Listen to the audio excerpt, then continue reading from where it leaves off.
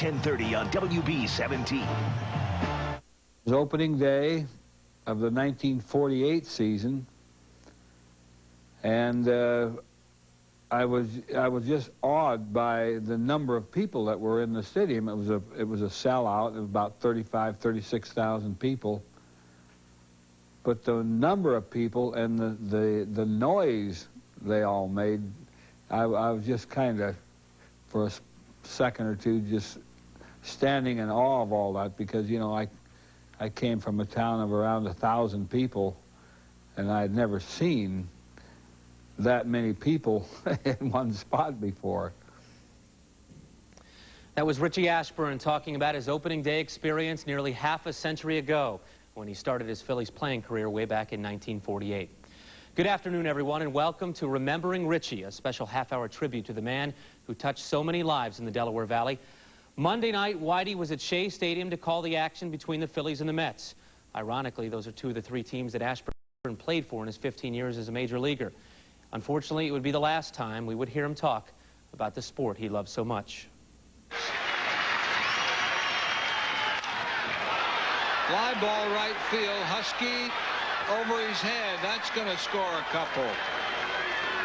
A double for Kevin Jordan. What an at-bat by Kevin Jordan, and the Phillies now lead it. 35 years, Richie Ashburn has been a Phillies broadcaster. Last night, he called his final game. Fittingly, it was a Phillies victory. The New York Mets join the entire baseball family in mourning the passing of the great Richie Ashburn.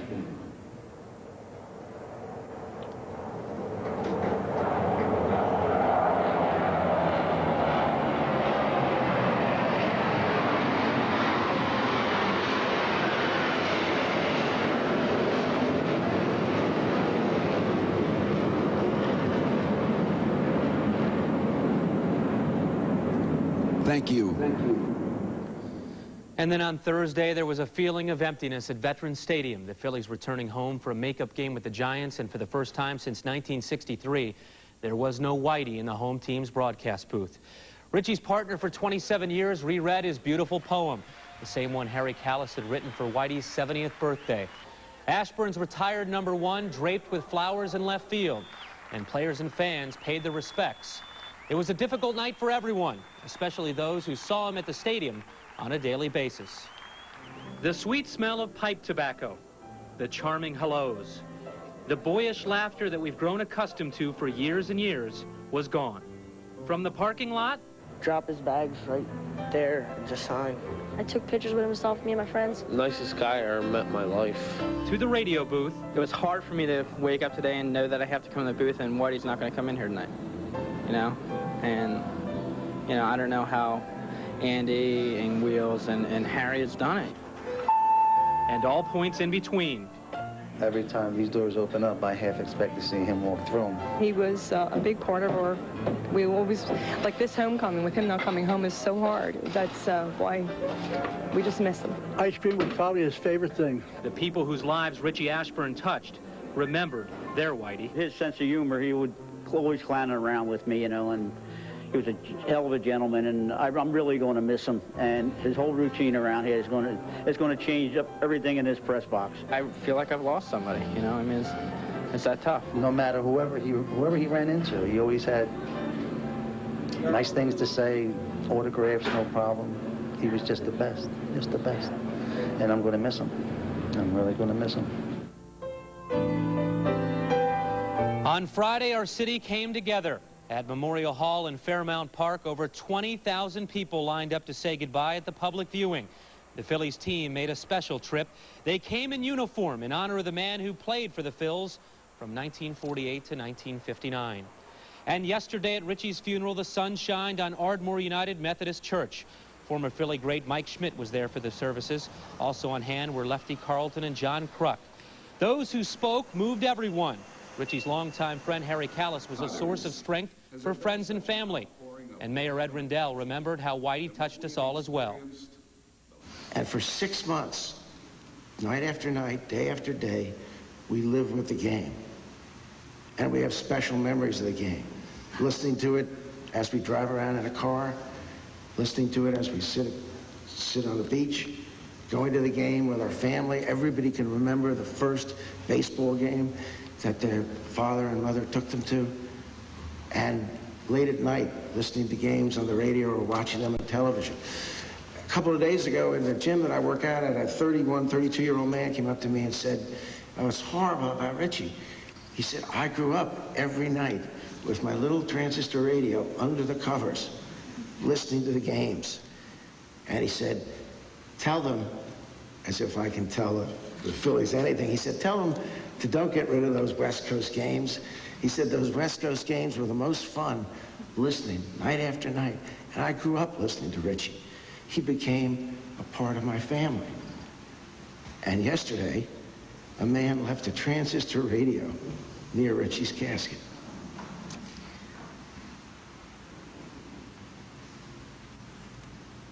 Because that transistor radio was his link with Richie, just like it was for so many of us. Richie became a part of our lives. We lived with him in a way that only baseball can produce. So it's not only a game, and Richie was the best proponent this game ever had in Philadelphia. The best proponent. I said when Frank Rizzo died that it was remarkable for one man to have affected the lives of people for 30 years. And that was true. But Richie affected our lives for 50 years. The shut-ins, the nuns in convents, the richest and most powerful people in this town, and the children with their covers up over their ears, listening to games. Philadelphia and the whole Delaware Valley has lost, albeit an adopted son, one of its finest sons. Friendship is loyalty, and loyalty is the holiest good in the human heart. And if it's true to have one friend, you've had your share. Whitey was a monopolist, for he had thousands, not just acquaintances, but friends, tried and true. He was rich in friends. In friendship, perhaps the richest of men. Now he has reached the ultimate Hall of Fame, joining his dad, Neil, his twin sister, Donna, and his angel, Jan. And what would be his legacy to us? How many of us have said to ourselves, I wish I could have told him how much I love him. I wish I could have, I didn't get a chance to. The suddenness has struck us all. But Whitey knew. He knew as surely as he knew a ball and strike how we felt. And what he would want from us today is to relieve our fears and guilt, to set aside any jealousies or misgivings, to ease our heartache. Whitey had such a wonderful life of love and friendship. He would want us to carry on, to be kind, to be caring, and to love one another. We grieve the loss of a wonderful man. He also taught us how to grieve with his loss of Jan. He carried on, yes, with pain, but with purpose. He carried on until God called him home. As we leave here today, if we can make a difference in the life of just one person, make them laugh, bring them comfort, give them joy, as Whitey did for so many people, then Whitey's memory will be fulfilled. If you loved Whitey, love one another. God bless you, God.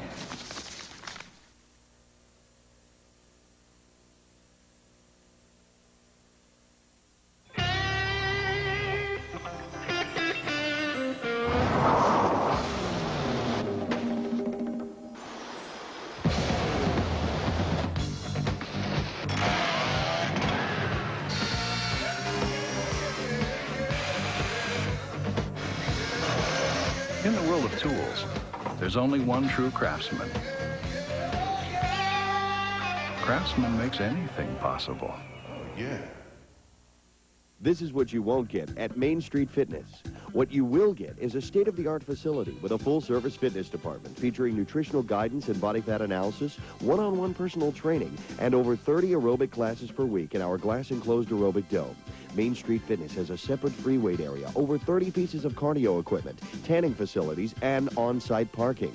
Main Street Fitness in Manioc, where you can get rock hard with Robin, the body-firming video by national fitness competitor and health reporter Robin Stoloff.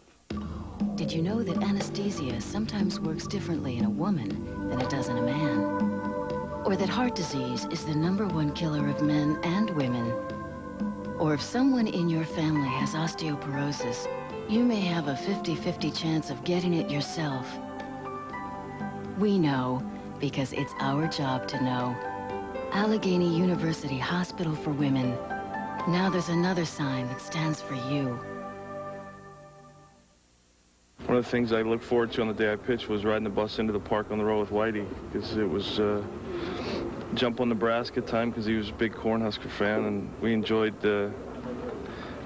we had our moments. He's somebody that I had the utmost respect for, always will, and somebody that I learned some baseball from. I'm not only going to miss him as a person, but as somebody that I could talk to, about the game about.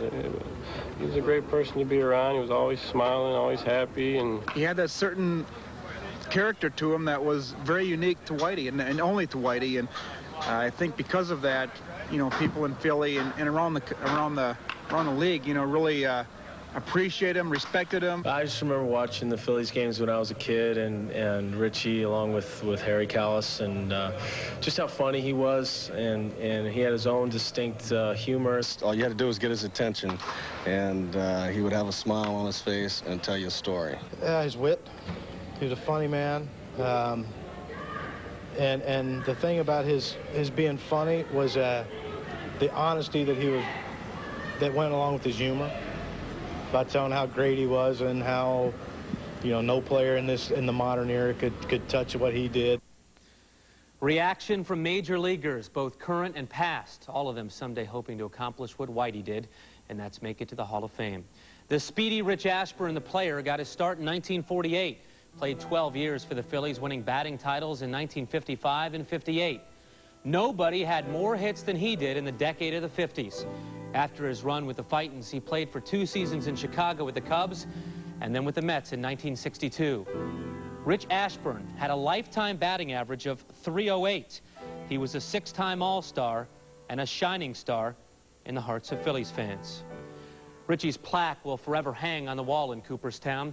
It was a special day in late July of '95 when he finally got his due. Let's take a look back as the small-town guy from Tilden, Nebraska, helped draw one of the largest crowds in induction ceremony history. One of the most popular athletes in the history of Philadelphia, ladies and gentlemen, Richie Ashburn.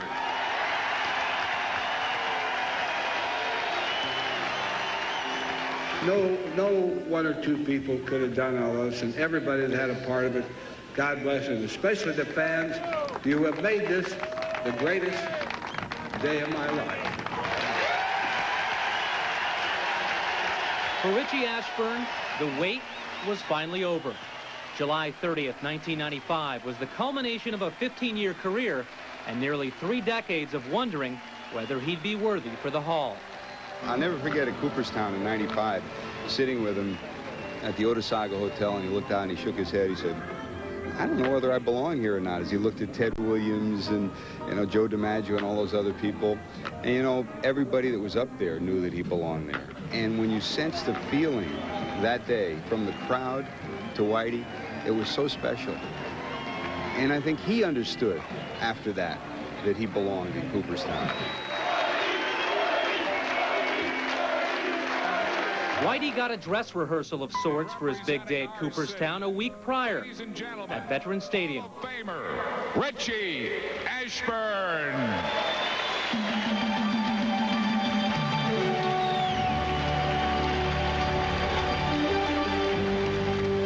Just want to say, since I came here in 1948, the best thing that ever happened to me, to play here in Philadelphia. A few hours before his induction, Richie got together with fellow Hall of Famer Mike Schmidt and some friends on a special edition of the pregame show. One topic of conversation, something Whitey and Michael Jack knew a little something about. In the beginning, I think in the early years, Rich, I think you and I were a little bit adversarial when it came to hitting. In the early days, when I was a young guy, well, I don't know that. I believe that was all on your part, not mine. You know. What I'm saying is, I think you were more from that school of don't try to think and hit. Just, you know, let it happen. And I was more from that school of, hey, I got to think through this whole thing, every pitch. And you were, as I remember, I know what you're getting at. Yeah, we did talk about that. Right. But you know, when the pitcher lets go of the ball and it gets to the plate, that's 2/5 of a second, Mike. What are you going to think about? Whitey seemed almost embarrassed at all the attention during his weekend in the sun at Cooperstown. But oh, brother, would he be forever thankful that his day had finally come. We're really pleased with this. I mean, I'm a lot more pleased than I thought I'd be about the whole weekend. It's really been great, and certainly the organization and all our friends. It's very nice. I don't know if I'll ever forget this. Well, really.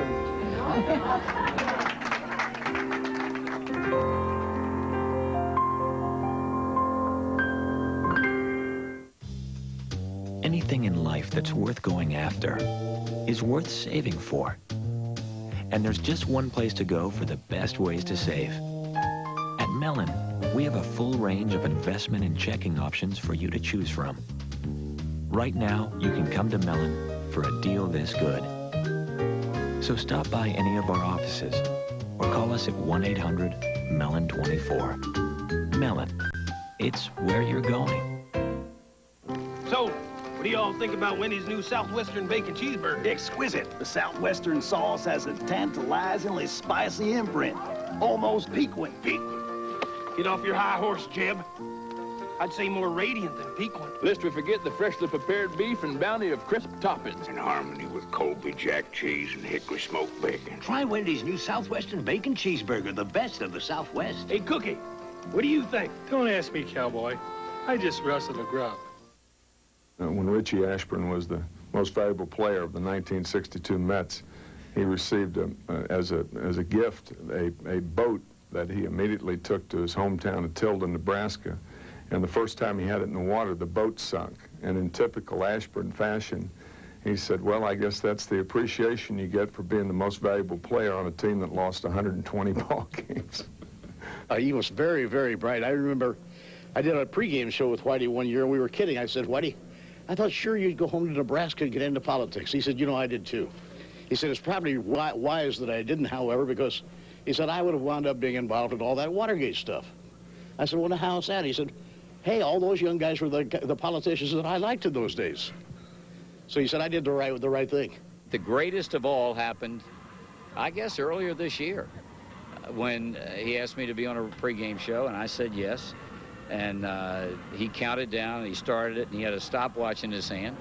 And it never ceased to amaze me. He would lay the tape recorder on the table and would rely only on the little microphone that would. I often wondered what kind of broadcast quality those interviews ever had. He asked me a question, and when he finished asking me the question, he had the stopwatch in his hand, and he held the stopwatch up like it was a microphone. And I said, wait a minute, time out here. I said, that's a damn stopwatch. That's not a microphone. Well, we had as big a laugh over that, and actually I couldn't wait to tell Harry and Wheels and Andy because I thought it was the funniest thing I'd ever seen. I truly love the guy. I think I'll remember Richie, who was basically a tennis player more than a golfer. And he had a ball under a tree or something, some impossible shot. And we were playing with Lenny Dykstra, so there's a combination. And the ball's under the tree, and Richie, my partner, walks over and turns back and says to me, don't worry, I've had this shot 1,000,000 times. And that was his attitude. The first thing he said, the first day we ever got together, took his position in the radio booth. He looked down on the field and said, boys, this game looks awful easy from here. And I think that was the basis of his philosophy. He realized how hard it was to play. If the game was as easy to play as so many people think it is, we'd all be playing it and making $3 and $4 million a year instead of doing what we're doing. One of Richie's endearing qualities was his gift of gab, his ability to mesmerize an audience with his wit. Just a moment ago, you heard Tim McCarver mention the fact that Whitey was the best player on baseball's worst team ever, the '62 Mets. Let's enjoy one of his priceless stories.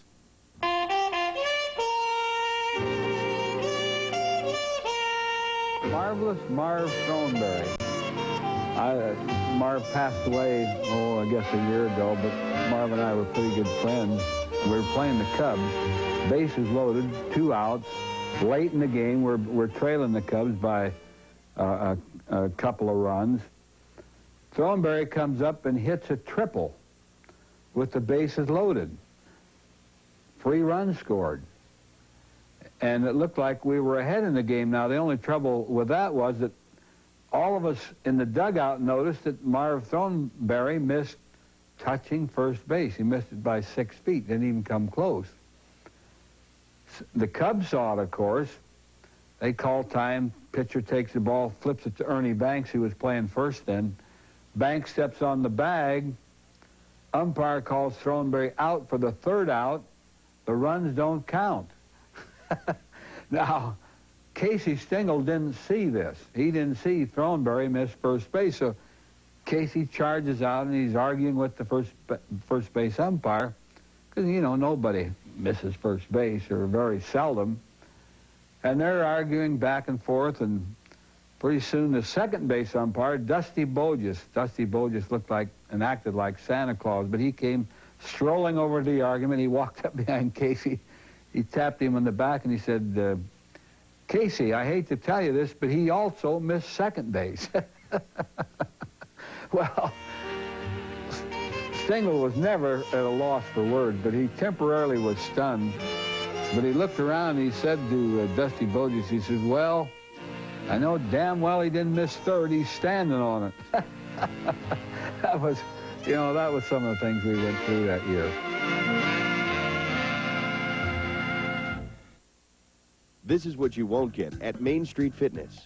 What you will get is a state-of-the-art facility with a full-service fitness department featuring nutritional guidance and body fat analysis, one-on-one personal training, and over 30 aerobic classes per week in our glass-enclosed aerobic dome. Main Street Fitness has a separate free weight area, over 30 pieces of cardio equipment, tanning facilities, and on-site parking. Main Street Fitness in Manioc, where you can get rock hard with Robin, the body-firming video by national fitness competitor and health reporter Robin Stoloff. If you want more standard power than Accord and Camry and more passenger comfort starting at $16,695, then you want Ford Taurus. This is the car I wanted. The right price, the right time. Now is the time during Ford's factory authorized clearance. With $1,500 cash back, Ford Taurus is clearance price starting at $16,695, nicely equipped. It's safe, it's powerful, and it's affordable. Ford Taurus, the one you want during Ford's factory authorized clearance at your Quality Plus Ford dealer. Did you know that anesthesia sometimes works differently in a woman than it does in a man? Or that heart disease is the #1 killer of men and women? Or if someone in your family has osteoporosis, you may have a 50-50 chance of getting it yourself. We know because it's our job to know. Allegheny University Hospital for Women. Now there's another sign that stands for you.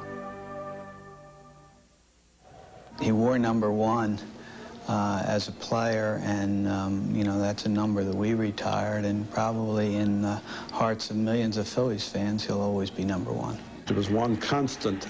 Richie Ashburn was there since 1963. Didn't change. Before I came here, I did not know Richie Ashburn, but it's really an honor and a pleasure to have met him, getting to know him the last 8 or 9 years, and that's one thing I'll always remember about Philadelphia is Richie Ashburn. I'm like most baseball fans. I never confronted the possibility of listening to a Phillies game or watching a Phillies game without hearing Richie. And it's a real sad day for all of us. He was a great, great colleague. You can be in our business a long, long time and never work with anybody that is as interesting or as a person who wore as well as he did on a day-to-day basis. He was just a wonderful guy, and I'm going to miss him just like I would a member of the family. The news of Richie's death hit everyone hard, but his spirit lives on thanks to the endless memories he leaves behind. We here at WB17 discovered some of those priceless moments on film. His personality came right through the screen in these classic interviews and fun-loving excerpts from his days working with the people he loved in broadcasting. Here we are at the Astrodome in Houston, Game 3, League Championship Series play. Harry Callis along with Andy Musser, Rich Ashburn, and Tim McCarver. And gentlemen, in my opinion, this game is it. I think whoever wins this game is going to win this thing. I don't agree. Okay. I don't Why? agree. I think you got to win 2 more to win it, Harry. No kidding. Hey, Whitey, you know what we've got weeknights at 6? No, Harry. What is it, pray tell? Well, I'll tell you. Each weeknight at 6 o'clock, we have the Soupy Sales Show. Soupy Sales, you mean that loon that talks to White Fang and Blacktooth? Yeah, that's right. Isn't he the ding-dong who always gets hit in the face with a whipped cream You pie? mean like this way? Yeah, I thought that was him. I don't think he's very funny. Mick, you played for the Yanks for many years, and you played with a lot of injuries. Your knees, how are they holding up these days? Well, for what I have to do now, they're all right. I play about 18 holes of golf a day, usually in the afternoon. If I happen to play 36 holes, well, I have a little pain that night. But for what I have to do, I can get along very well on them. Well, we had all the bad things happen while we were playing. You fellas had all the good things happen. Visiting with Pee Wee Reese. Pee Wee, we'll talk to you later. Thank you. Thank you, Richie. Nice talking to you. Visiting with Robin Roberts, and of course we don't have to introduce Robin to the people around the Philadelphia area. Robbie, you look pretty good. I understand you're coaching a baseball team. Well, only in the spring, Whitey. I haven't been doing anything lately. I'm in good shape, but I couldn't pitch. Visiting with Bobby Shantz. Bobby, of course, a great pitcher with the Philadelphia Athletics for many years. And Bobby, in the 1952 All-Star game, I believe you had one great inning. You who'd you strike out the side in that inning? Whitey Lockman, Jackie Robinson, and Stan Musial. Well, they weren't very good hitters. No, they were all having pretty good years that year. Visiting with Granny Hamner. Granny, formerly the shortstop for the Philadelphia Phillies and an old teammate of mine. Granny, we don't look quite as good as we did at one time, but it's good to be here, isn't it? Well, you're right when you said old teammate, right? Rick Wise has just pitched a no-hitter. And there we see Richie Ashburn. Rick, with Rick Wise, let's go right down the ring. Great ball game. How do you feel? I feel great. Tremendous feeling. I can't describe it. You knew you were going for it. Oh, sure, all the way.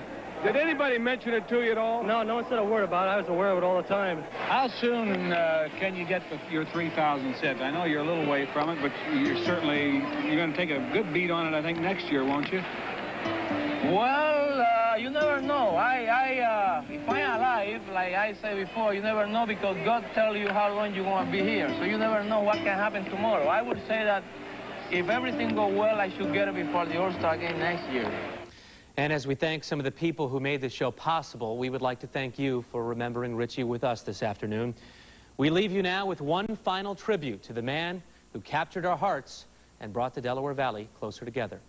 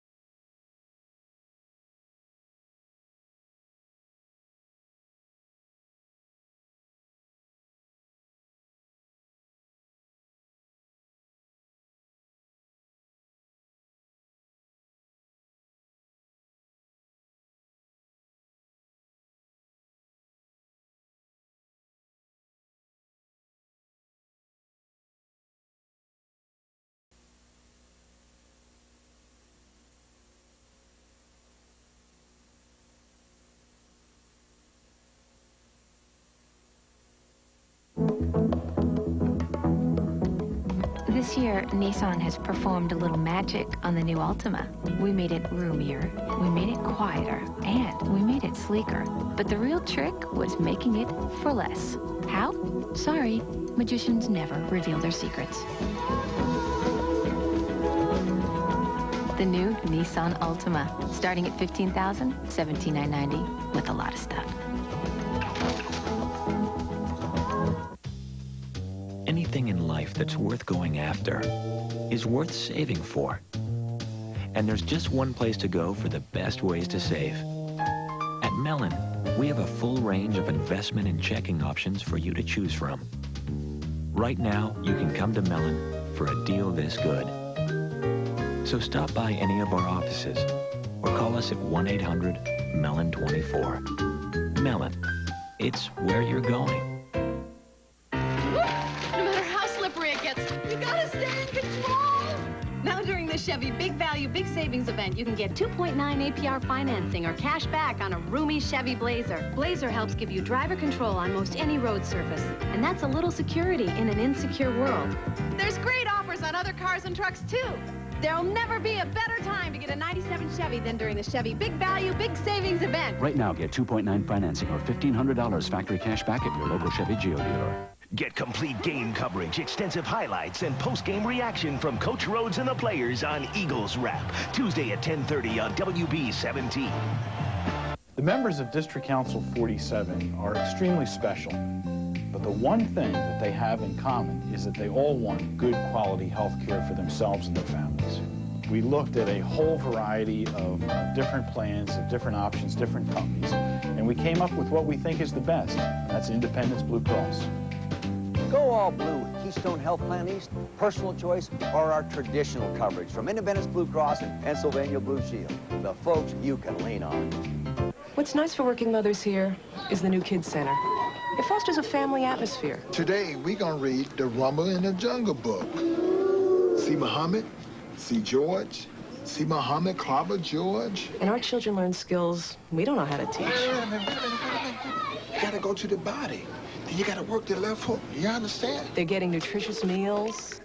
And when your teacher's the reigning WBA champ, you got to listen, which is nice. It's cold out. Don't forget your gloves. Thank you. We're coming to Pennsylvania.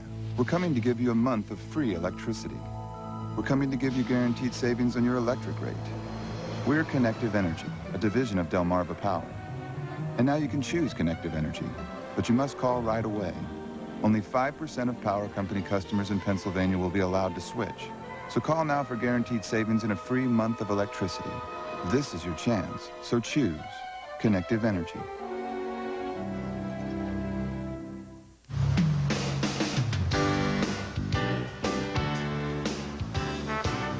Phillies baseball is being brought to you in part by Mellon PSFS. It's where you're going. By your local Chevrolet Geo dealers. And by Independence Blue Cross and Pennsylvania Blue Shield, the health insurance companies you can lean on.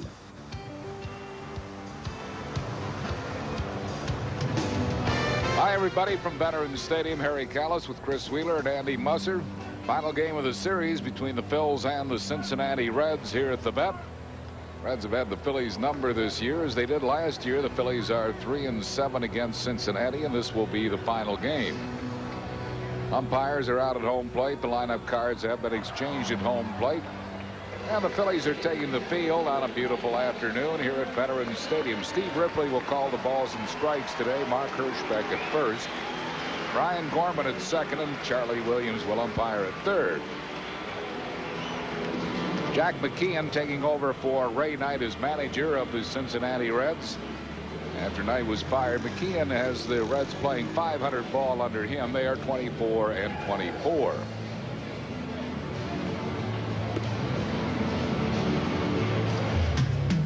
Here's Cincinnati's lineup. Jack McKeon will have Pokey Reese at shortstop leading off. John Nunnally in center field bats second. Chris Steins left fielder hitting third. Eduardo Perez at first base bats fourth. Willie Green the third baseman hitting fifth. Reggie Sanders right field bats sixth. Eddie Taubensee catching hitting seventh. Brett Boone at second base bats eighth. And Brett Tomko, the pitcher, will hit ninth. That lineup is facing Tyler Green.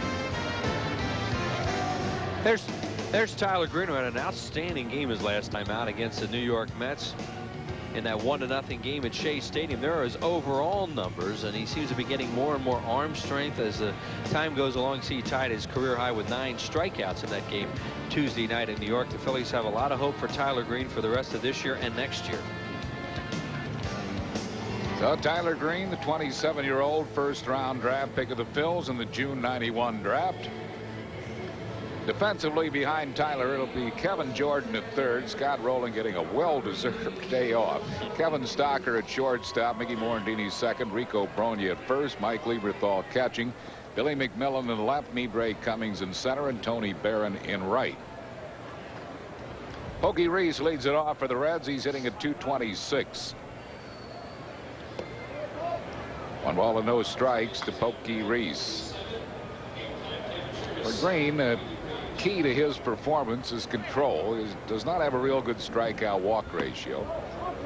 45 strikeouts, 37 walks in 61 innings, and he needs to throw strikes. Yeah, he does, Harry. And the other night he was telling us that he really has gotten confidence in his changeup, which is a pitch he didn't have before. And you don't throw a lot of old 2-0 changeups. Get into right field, and Tony Barron makes the running catch. Pokey Reese is retired, 1 down. You know, he used to be, when we first saw him, he threw much harder and he had a good knuckle curveball, but he's had so many arm problems, and he feels that the changeup is his key to getting back to competing, and he thinks that he has that pitch to the point where he can't compete with it. Seems to be much more confident in the changeup than that knuckle curve. Throws more of it. He is more confident in it. Here's John Nunley. Nunley coming over from Kansas City on July 15th, and it deal that looks good so far for Cincinnati. He's hitting at .301, 9 homers, 24 RBIs. 13-game hitting streak during the course of this season, which is the longest by any Red. Reds got Nunley and the on-deck man Chris Steins in that deal from Kansas City for pitchers Hector Carrasco and Scott Service. Now balls and 2 strikes to Nunley. 1 and 2. And both these guys have moved into the starting lineup for them and done a very good job, both offensively and pretty well defensively. Lines a base hit back through the middle. Nunley is a 1-out base runner. Threw him 3 straight curveballs, and he finally just reached out and nailed this one into center field. He fools him a little bit, but I think after he'd seen 3 in a row, Nunley had a little bit better idea of the plane of that pitch. Nunley not really a base stealer. He's stolen 4. He's been thrown out 3 times. The Reds do lead the league in stolen bases. But of course they're not playing with Deion Sanders now either, who still leads the league in steals. Steins takes one a little bit high for a ball, 1-0. If Deion had played here all year, he would have led the league in steals. Now it appears Tony Womack of Pittsburgh has a good chance to overtake him. Yeah, Deion has 56 and Womack 4 behind him at 52 with a couple of weeks to play yet.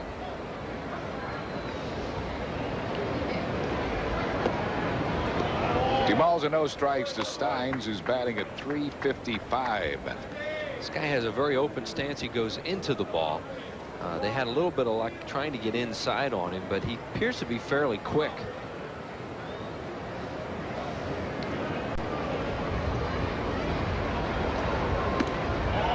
Three and nothing.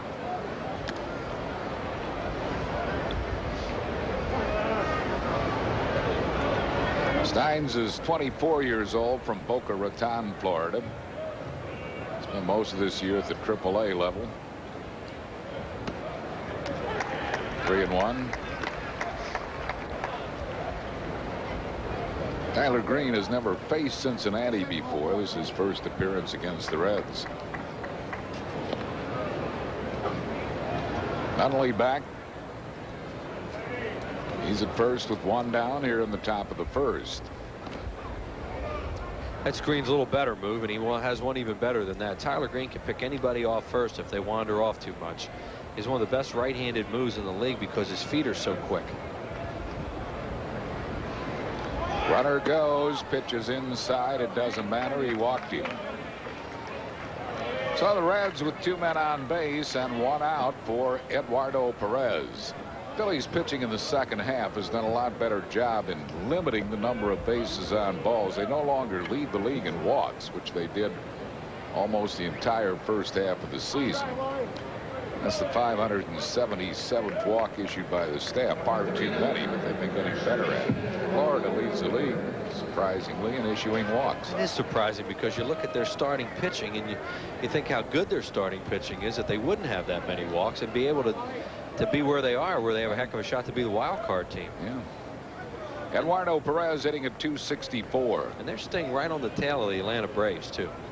They have not let up. That'll curve is over for a called strike to Eduardo Perez. Phillies are going to get back into the pennant race tomorrow because of the Mets come in. The Mets pulled a game out yesterday that was amazing, and they still think they have the wild card, and then the Florida Marlins come after that.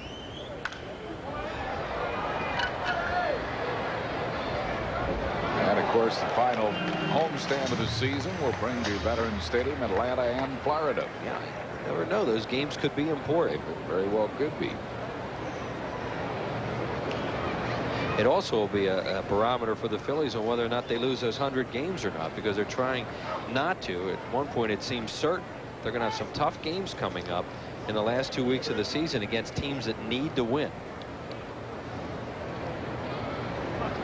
Incidentally, a lot of people have asked us about any kind of tribute to Darren Dalton when the Florida Marlins come in for the final weekend of the season. Ground ball shortstop, might be two to Morandini, one. Easy double play. Wow. Perez didn't get down the line at all, and they turned two. We'll get back to the Dutch Dalton story in a second. No runs, one hit, no errors, and one left. After a half inning of play, Phil's coming to bat. Reds nothing.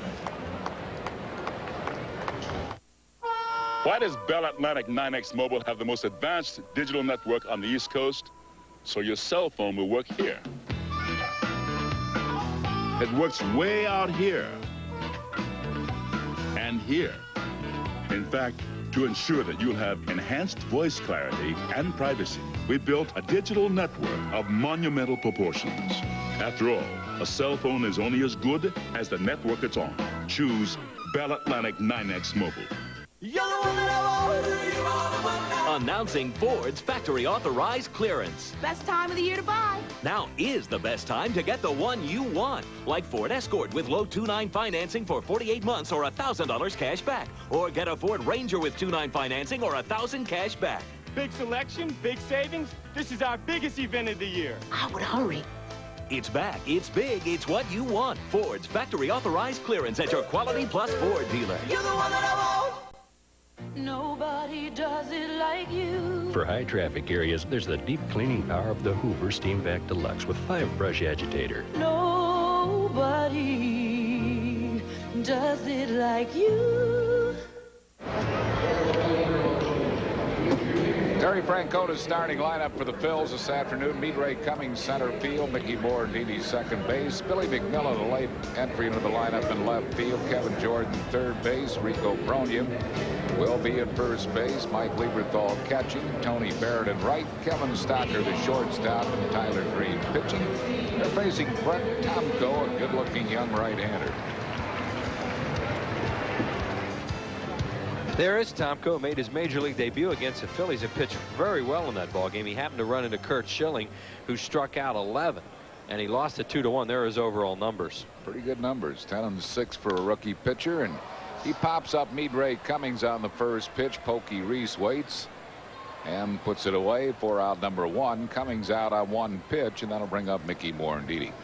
Getting back to the Darren Dalton thing, so many people have asked if the Phillies are going to honor Dutch Dalton for his inspirational and long Phillies career.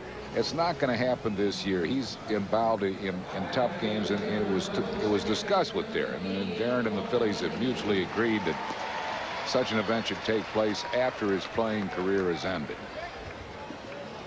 But he will be here next week in the uniform of the Florida Marlins and competing here, against the Phillies. Yeah. 1-1 strike to Morandini.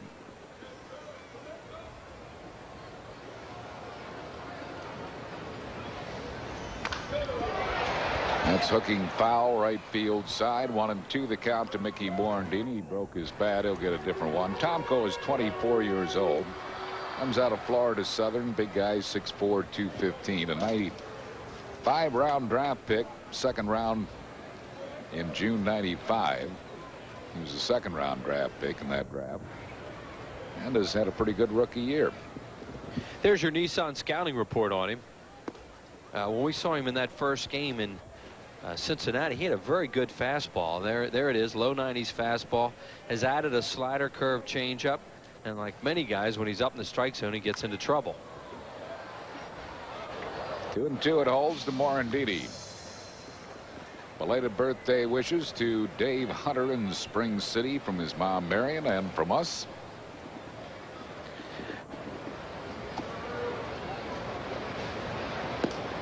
Close. Full count to Morandini.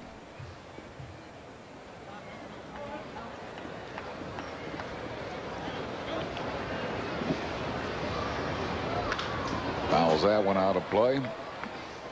Ed Lamb of Northeast Philadelphia, a very special birthday today. 100 years old, to a very special Phillies fan. And to Mike and Thelma McGowan of Philadelphia, happy 50th anniversary.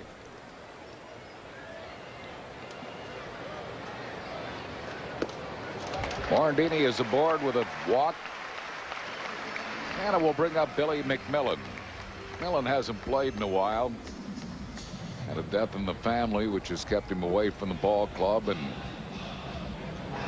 he was actually a last-minute insertion in the lineup this afternoon. Greg Jeffries was in the original lineup, but Jeffries still bothered with a hamstring muscle pull. Yeah, he pinch hit in the ball game yesterday and struck out, and they thought he'd be able to go today, but he was a late scratch because of the hammy problem. McMillan lost his mom a few weeks ago and has had a very difficult time with that, and they've been trying to assimilate him back into the ball club, and you know, unfortunately today with Jeffries as a scratcher, they're trying to get him out here play. 25-year-old Clemson University product. Morandini gets back. McMillan was a guy that they wanted to look at quite a bit here late in the season, coming from Florida and that Darren Dalton deal, but he has been away for a while. Morandini takes off. McMillan fouls it back and out of play. 1 ball and 1 strike. Morandini had a good jump, but the pitch was fouled off. It's been a while since Mickey's stolen a base. He's been sitting on that 14 steals mark for a long time. And he'd been sitting on 37 doubles for a while, too, until yesterday. That appeared to be a hit and run with McMillan ahead in the count. That's a good way to get a guy back into a ball game. You know, have him ahead in the count and try and just let him make contact and move somebody.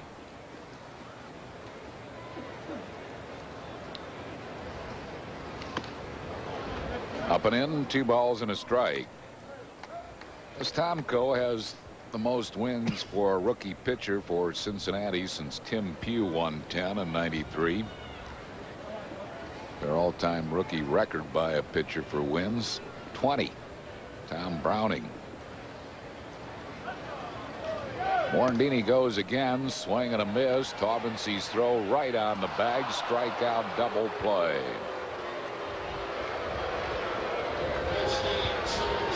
Oh, no, it was not a strikeout. Excuse me.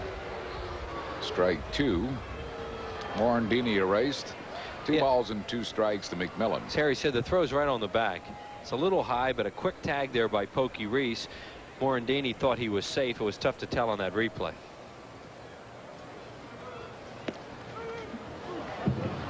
Now he is struck out looking, and that will retire the side. No runs, hits, errors, and none left. At the end of 1, it's a 0-0 game. Hey, what's our good buddy done? He thinks he can meet that girl. And what's the bet? Hey, Brick Boy, go dust yourself off. Hi, Cupcake. What do you say I buy you a Bud Light and you appreciate it? With a great taste that won't fill you up and never lets you down. Nicely done. Fun to watch. Make it a Bud Light. In the field of sedans, under 13 grand. There's one that doesn't exactly fit in. The Mazda Protege LX. The most room, the most refinements, and with a sport suspension, the most fun. All for $12,995. It's a whole different animal. Mazda Protege. $12,995 or get 3.9% APR. I teach first grade. I teach high school classes. As soon as school gets out, we pack up our camper and we start out traveling. We get Scotty's schedule and we decide where we're going to go. We're all loaded up with groceries and clothes and the dog. And We'd much rather be out in the woods than we would downtown somewhere. we love to follow them. We like to see the different ballparks. Other guys might think, well, gee, his parents are camping instead of in motels like ours. But to Scotty, he's used to that. He'd be surprised if we didn't. After one inning of play, Phil's nothing, Cincinnati nothing. Upcoming telecasts of Phillies baseball include tomorrow's doubleheader with the Mets on Prism starting at 5 o'clock and Tuesday night's game beginning at 7:30. Willie Green leads it off, hitting at .253. 24 home runs. He's knocked in 79.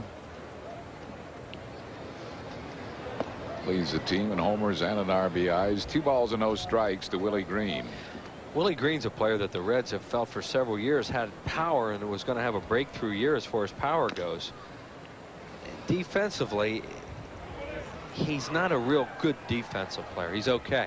So they haven't been able to find a spot for him. You know, we saw him in the outfield the other night. He struggled a little bit out there. Third base, he's an okay third baseman. So, but when a guy hits 24 home runs, drives in around 80 runs, you want to try and find a spot for him. Got way out in front of that good changeup. 2-2 the count to Willie Green. Tyler Green using that changeup, and he'll use it like he did there. 2-1.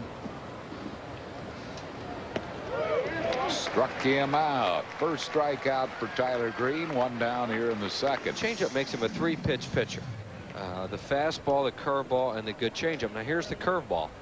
And after a changeup that fooled Willie Green, he flopped it over for a strike. The changeup has come out of necessity for Tyler Green, and he really likes that pitch. Reggie Sanders batting at .253, 19 homers. He's knocked in 51. The appeal goes to Mark Hirschbeck, who says he offered 1 strike to Sanders. Tyler Green's been particularly effective against right-hand hitters. Right-hand hitters hitting just .200 against him coming into the game.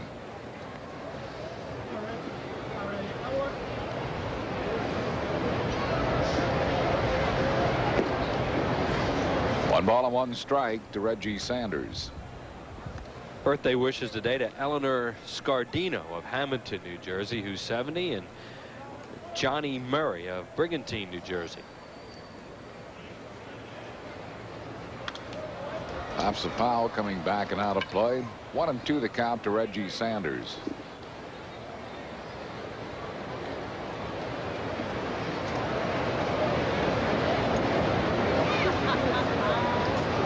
One out, no base runners. We're in the second of a 0-0 game.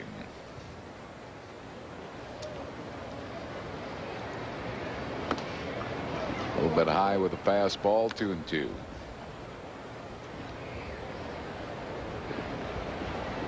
New York Mets move in tomorrow. Twilight double bill at 5:05. Boy, had him flinching on a good knuckle curveball. 2 straight strikeouts for Tyler Green. He did really flinch too. Watch his knees buckle here as Tyler Green throws it right at him, and there go the knees. Yeah, right and there. As a hitter, all you can hope is that pitch isn't a strike.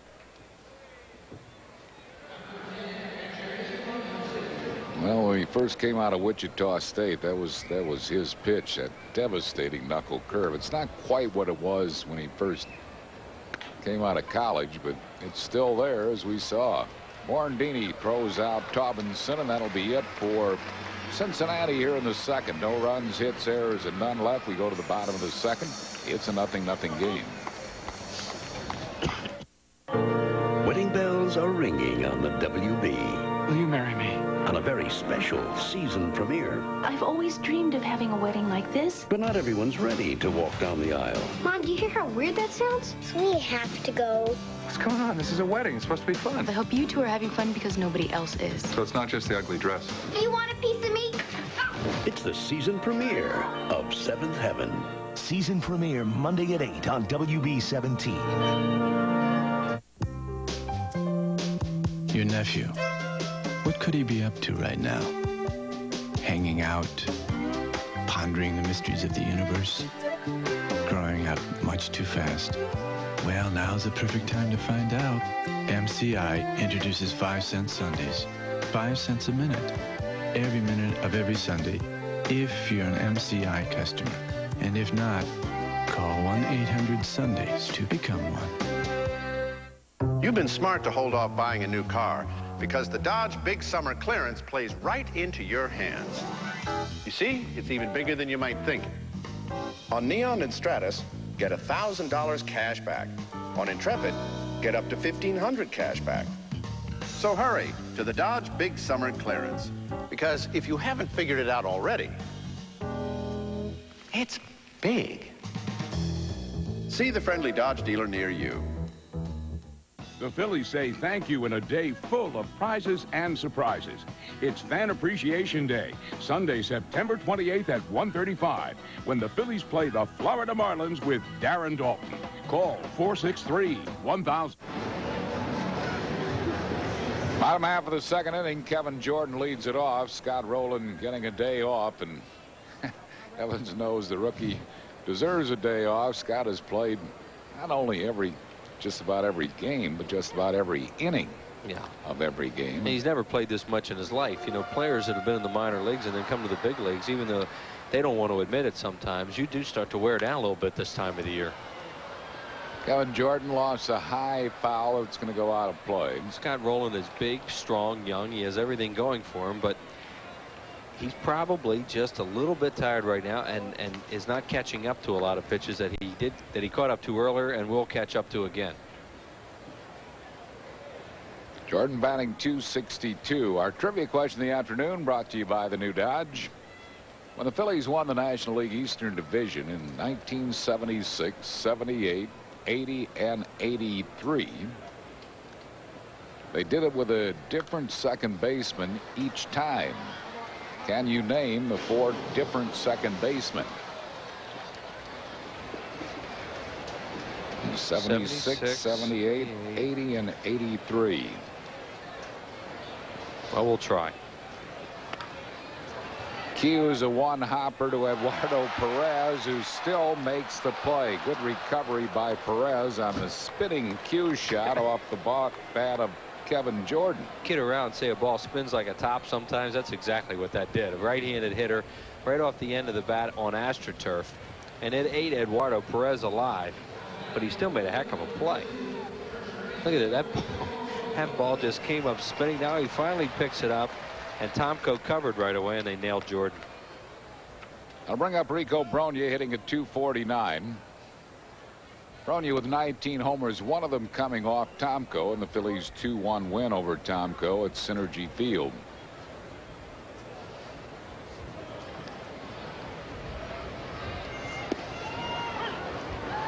One to Rico Brogna.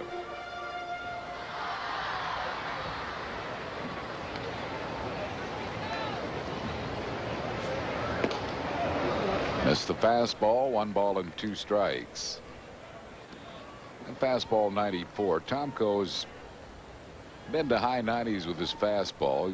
Young man appears to have a good arm.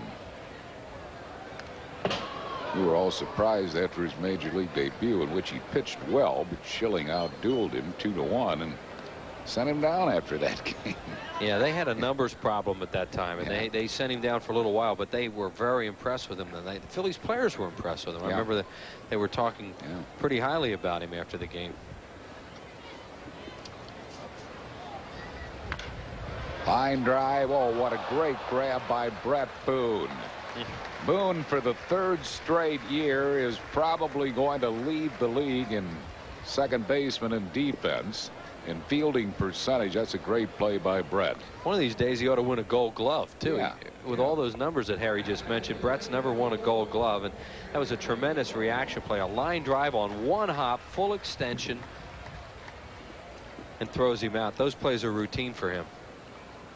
Brings on Mike Lieberthal. Lieberthal hitting at .254. He's been in a bit of a tailspin of late. Nothing for his last 12.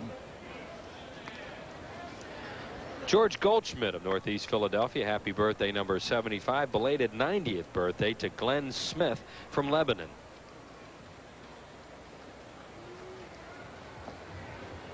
Let's pause for station identification. This is the Phil's Television Network. You're watching Phillies baseball on WPHL TV, Philadelphia.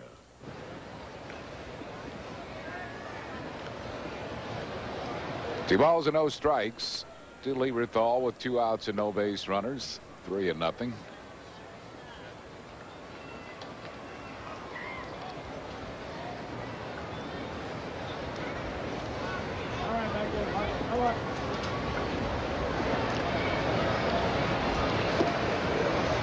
Walked him on 4 pitches. Lieberthal is a 2-out base runner. That's the second walk given up by Tomko.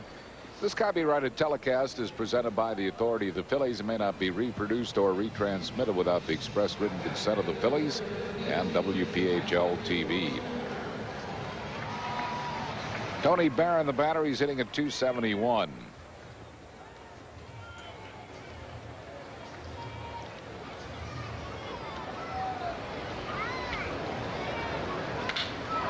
Hot shot past the diving Pokey Reese, and the ball juggled out in center by John Nunley.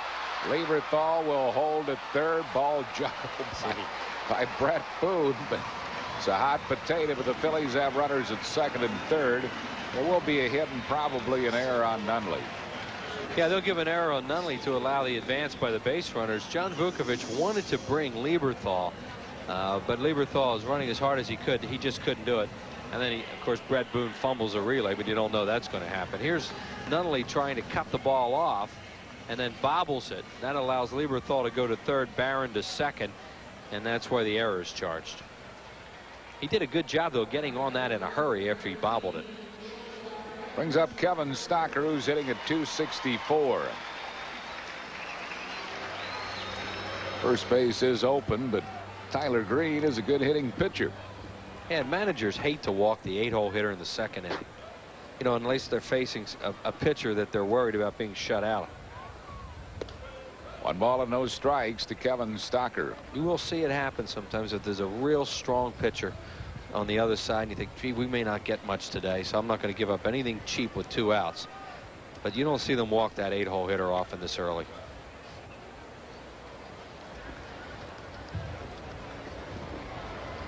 Billy runners second and third with 2 down. 2 balls and no strikes. Well, those pitches have not been close. Now they're going to put him on. They are going to put him on intentionally. So this will be the 3rd walk given up by Tomko, and Tyler Green has a chance to help himself. And he's been swinging the bat well, hitting .368 with a couple of doubles. Jack McKeon opting to put the 8-hole hitter on. Well, they pitched carefully. That's why I said 2-0. It was obvious they weren't going after him early in the count. Even if you get Tyler Green out here, one of the other things about walking the 8-hole hitter that managers don't like to do is it gives the other team a chance to turn over the lineup more often. Green lifetime is a very respectable hitting pitcher. .231 lifetime with a homer and 5 RBIs.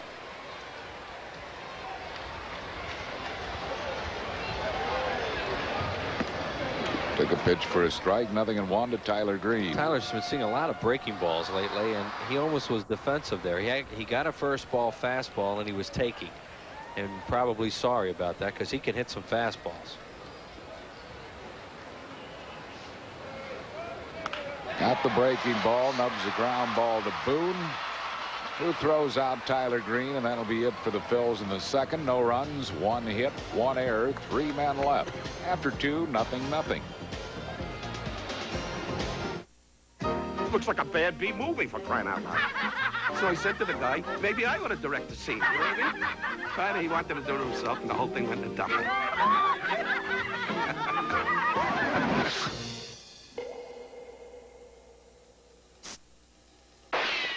For the great taste that won't fill you up and never let you down, Well, I had a pizza last night. make it a Bud Light. Pepperoni!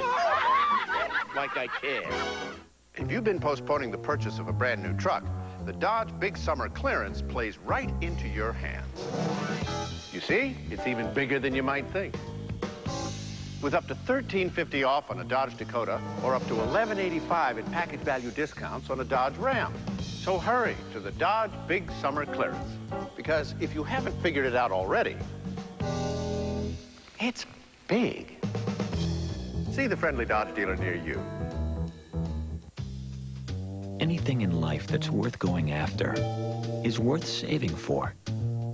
And there's just one place to go for the best ways to save.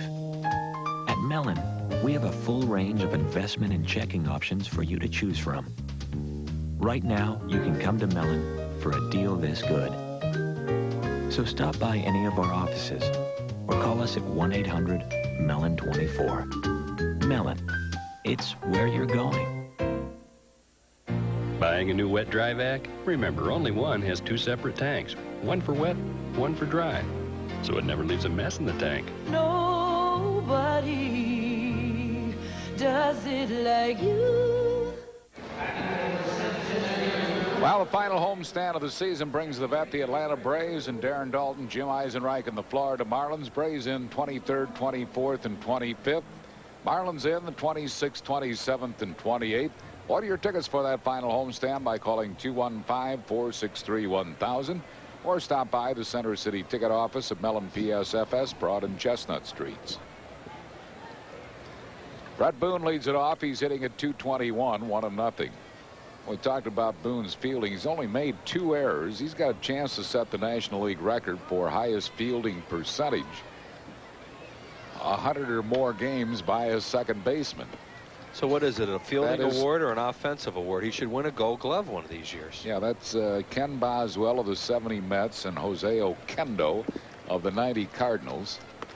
Had a fielding percentage of .99642, and Boone's is .99695 at this point. Yeah, it's not as if he's some statue out there, too, that just waves at balls and has a good fielding percentage. He's very mobile. As we saw in the earlier play.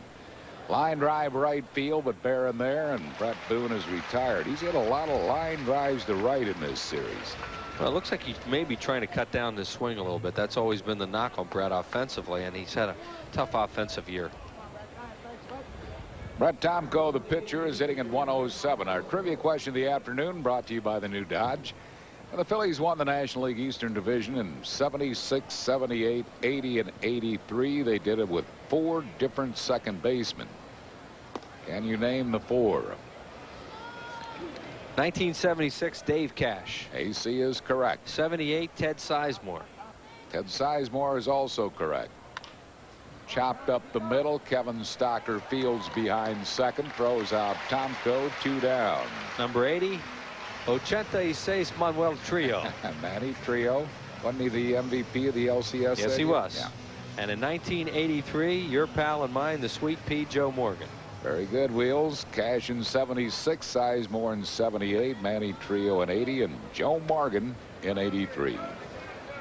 2 outs and no base runners, and the batter will be Pokey Reese. Talk about guys that fit into the ball club. I mean, they were, well, Joe Morgan was a superstar in his own right, but the other guys, you know, they were just perfect components for those real good teams. Yeah.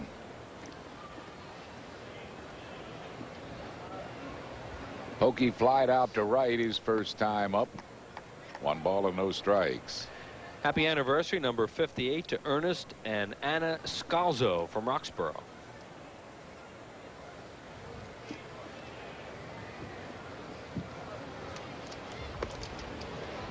Just missed wide. 2 balls and no strikes to Reese. Reese getting a chance to play on an everyday basis with Barry Larkin out for the year. Reese has real good actions at shortstop. Great arm. Yeah. And he's anything but pokey when he runs too. He moves around well. Larkin, one of the premier players in baseball, but they have to be very happy to have this young man in reserve.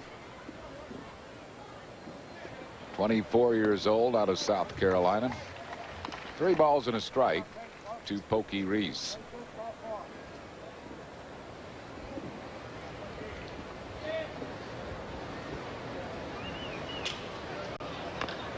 Beats a foul, full count.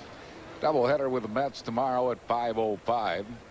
Can never remember seeing a double bill in which all 4 starting pitchers in the doubleheader will be left-handed. That's right. Phillies have faced 2 left-handers here on Friday night. Brian Bohannon, Joe Crawford for the Mets. Low throw, dug out as always by Rico Bronya. Nice play by Rico, and that will retire the side. No runs, hits, errors, and none left. We go to the bottom half of the 3rd inning. It's a 0-0 game. Well, I think Blue Cross was a partner, really, in the relationship that we established with the city of Philadelphia. The 8,000 to 10,000 members and their families were absolutely thrilled with the health care product that we have. The administrator, our trustees, feel that Independence Blue Cross does an excellent job for us. We're very happy. Go all blue with Keystone Health Plan East, Personal Choice, or our traditional coverage from Independence Blue Cross and Pennsylvania Blue Shield. The folks you can lean on. This year, Nissan has performed a little magic on the new Altima. We made it roomier, we made it quieter, and we made it sleeker. But the real trick was making it for less. How? Sorry, magicians never reveal their secrets. The new Nissan Altima, starting at $15,000, $17,990, with a lot of stuff. Bell Atlantic makes a simple point. Okay, the lobster. Me? That's $22.50. The burger. Here. $22.50. Small salad. Me. $22.50 for you. Simple. But one price doesn't fit all. So unlike other phone companies, Bell Atlantic offers a choice of local and regional toll calling plans and soon long distance.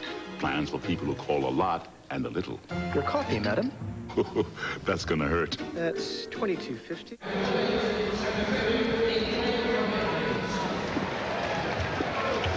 0-0 game in the bottom of the 3rd. Midray Cummings leads it off. He popped up his first time up. 1 strike to Cummings.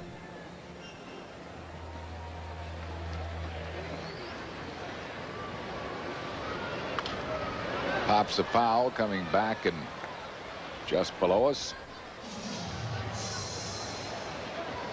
Just above us. Now balls and 2 strikes to Midray Cummings.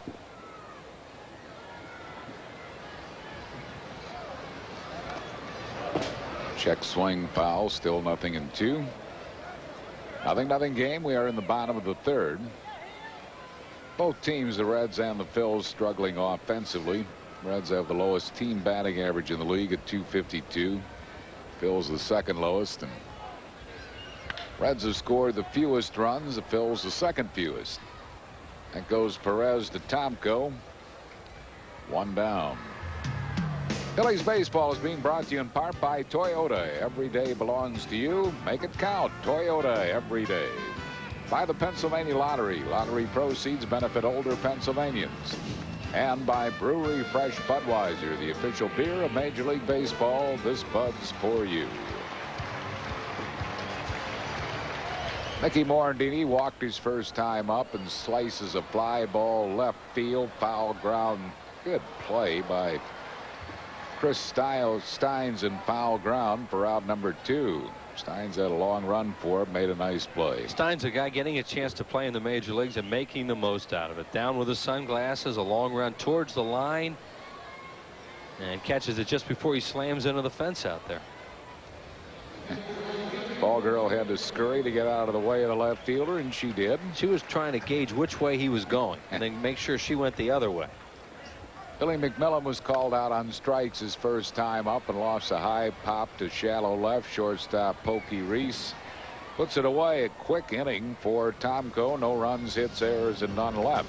Andy Musser joins Chris Wheeler in the 4th after 3. We're 0-0. everything in life that's worth going after is worth saving for. And there's just one place to go for the best ways to save.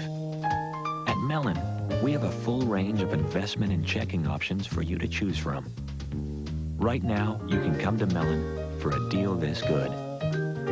So stop by any of our offices or call us at 1-800-MELLON24. Mellon, it's where you're going. I teach first grade. I teach high school classes. As soon as school gets out, we pack up our camper and we start out traveling. We get Scotty's schedule and we decide where we're going to go. We're all loaded up with groceries and clothes and the dog. And We'd much rather be out in the woods than we would downtown somewhere. we love to follow them. We like to see the different ballparks. Other guys might think, well, gee, his parents are camping instead of in motels like ours. But to Scotty, he's used to that. He'd be surprised if we didn't. Make the right call in picking up dirt. With Hoover, you're always safe. Fly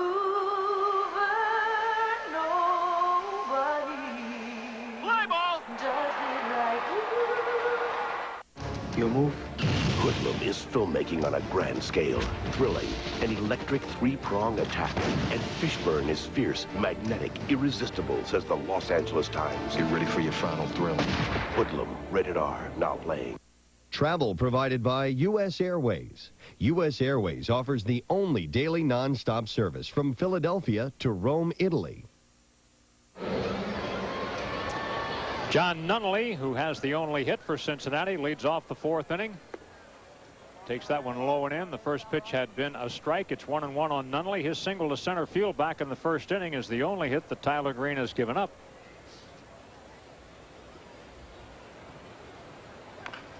Little bouncer, first base side foul. Nunnally committed an error in center field when a ball got by him, but it really hasn't hurt him. Now, this game is very much like the game of yesterday, where there was very little offense and the pitchers basically dominating throughout. Phillies have not been getting a lot of runs, save for the second end of the doubleheader here Friday. A jam job fly ball left field. McMillan on the run, knows it's going to bounce, and now it bounces over his head. He got caught there, and Nunnally winds up at second base. That's one of those plays where you either have to do or you don't, and you got to make up your mind quicker than that. Right, especially on a day game, because the ball's going to bounce higher on the AstroTurf, and Billy McMillan got too close to it, and now it bounced, and then it bounced over his head.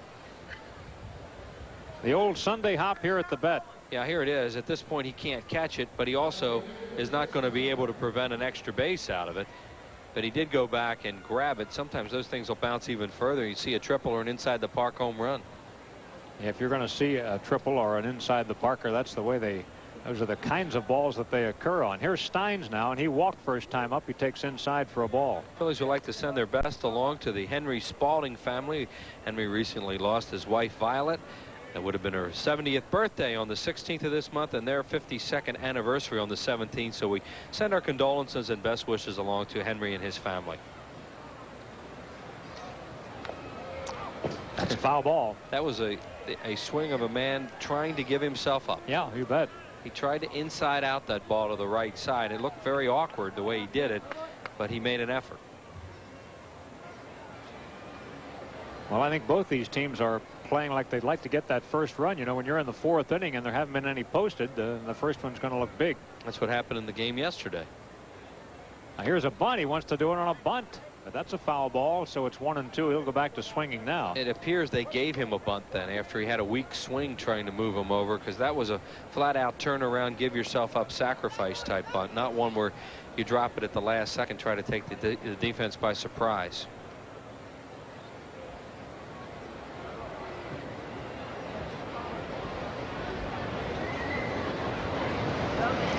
Now Tyler steps back. You don't see the number 3 hitter in the lineup on all that often. No, they want an early run, that's for sure. If you're going to have your number 3 hole hitter try to give himself up or bunt.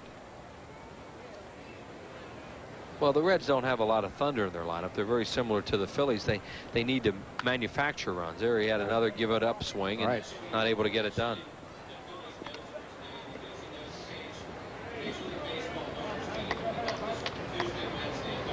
It's a ball and 2 strikes now on Steins. Eduardo Perez waiting on deck, and Tyler Green coming off an outstanding effort at Shea Stadium, winning that ball game 1-0. That was on Tuesday night. Here's a right field swing. It's a fair ball. He gets a bonus out of that baby. Coming around third is Nunnally. He will score. It's a double for Steins. Red lead 1-0. That's the bonus that we've often talked about, Wheels, trying to hit behind the runner and you dunk it in. Yeah, and he just barely got it inside the foul line, too. Steins kept trying to give himself up, once with a bunt and a couple times with that kind of inside-out swing. Bronya came very close to a spectacular catch and not quite able to come up with it. RBI double for Steins, his 19th run batted in since joining the Reds. Congratulations in the dugout for Nunnally, who scores the day's first run. Now let's see if they employ the same strategy. They probably will not, now that they have a run on the board and their 4-hole hitter up there. Eduardo grounded into a double play first time up. He takes high for a ball. Appeared to hurt himself a little bit going down the line, too, because he didn't run very well, and he was doing some deep knee bends down at first base after grounding into that double play. Well, he's had his hands full out there at first base today. A couple of challenging plays. Well, was he or wasn't? I don't know. It's hard to tell. Yeah, Eduardo Perez, a big, strong guy, and took a huge swing there and did inside out the ball the other way, whether or not he was trying to do it or not. It didn't really look like it, did it? No, not the way Steins was making it very obvious what he was trying to do. Most of the time you don't want your 4-hole hitter to hit a ground ball to second baseman. He did try to do it and hit a wicked foul into the seats.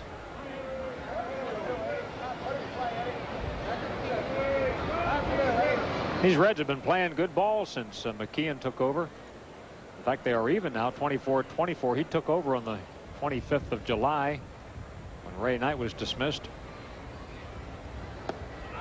That's low. It's 2 balls and 2 strikes.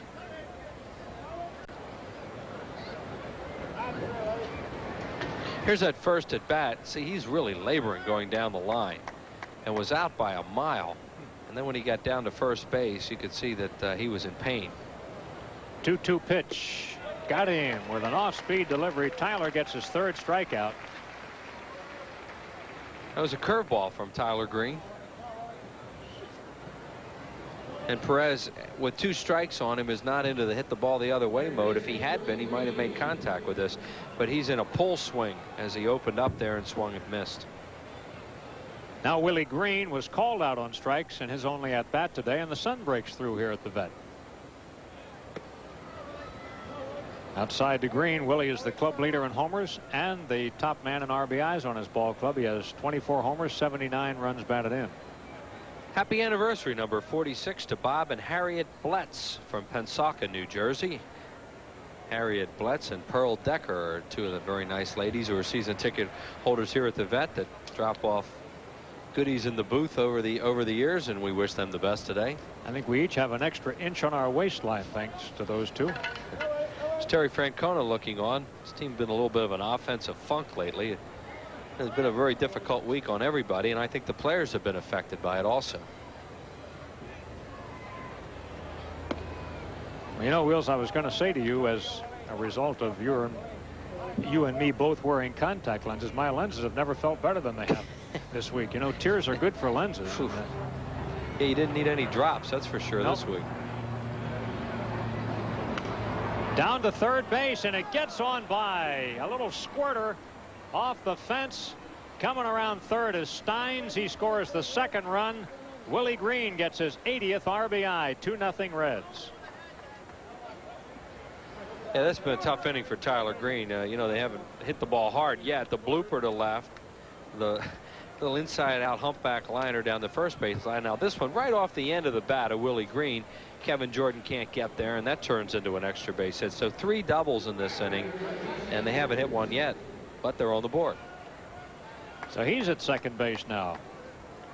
And Reggie Sanders coming up. He too was called out on strikes first time up. Reds have the first 2 on the board. They won yesterday's ball game 3-0. Here's Lieberthal setting up outside, and Tyler misses. You're a pitcher in a situation like this. You have to have confidence that your team will get you some runs and just go about your business. Tyler puts it on the money, but it's not caught. I think he nailed Mickey with that too. Tyler Green just was determined to make a throw down to second, and more than anything, he got Mickey Morandini banged up on it.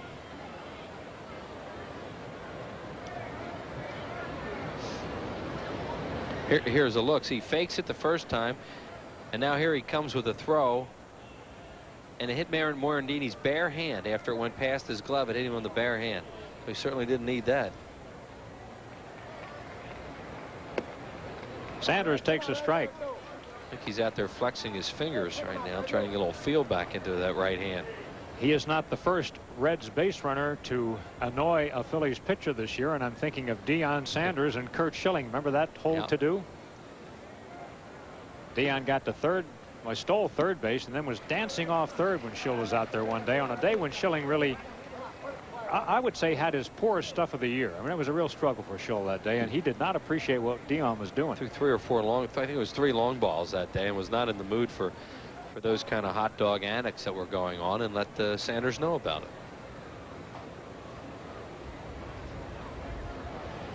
I wonder if Deion will ever play baseball again. I'd bet against it. I think he is realizing now that his body can't stand year-round wear and tear, and he's a football player. And Tyler Green wants to know where that pitch was. He spent a long time looking in at Ripley after that, and you see him just go to the Rosenbach. He thought he had a strike call on Sanders. We'll look at the replay. Well, it was supposed to be inside. It went outside, and I think it fooled everybody. 2-2 pitch. Back up the middle. Stocker can't play it. Here's Willie Green coming around to score the 3rd run. Sanders RBI single, 3-0 Cincinnati. That ball was hit hard by Reggie Sanders. They had not hit balls hard in this inning. That one right on the nose and through the middle for the hit. So the Reds have the total by which they won yesterday's ball game, 3 runs. It's a curveball, not really a bad pitch. A nice piece of hitting there by Reggie Sanders. Now the left-handed batting Eddie Taubensee comes in. It concerns Francona because, as you mentioned, the Phils have not been scoring many runs. The only exception to that was game 2 of the doubleheader. They had a ton of runs in that one. And a lot of that was caused by the fact that the Reds were awful on defense in that game.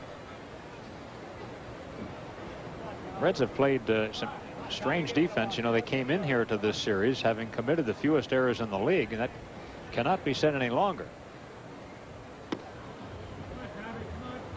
2 balls, no strikes.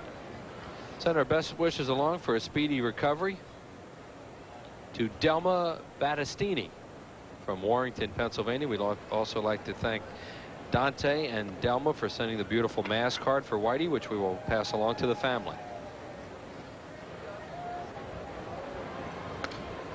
Pop foul coming back out of play. Heard from our old friend Medio DeMarco this week. Medio is going to have hip replacement surgery on Wednesday. So we send him our best. We're thinking about him. Hope all goes well. The Peach King. The Peach Impresario. Yeah, Medio. He from Hamilton. He treated us to a good supply of peaches for years. And Tyler steps off. It's been a tough inning for him. Well, he's in a little bit of a funk right now. He gave up a lot of cheap hits early on, and now he thought he had Sanders struck out, and he gets a base hit to center. He just has to regroup here and stop the bleeding. Instead, he faces a 3-1 count on Taubensee. Taubensee primarily a catcher, but he's also played some first and the outfield. They like to get his left-handed bat in there when they can.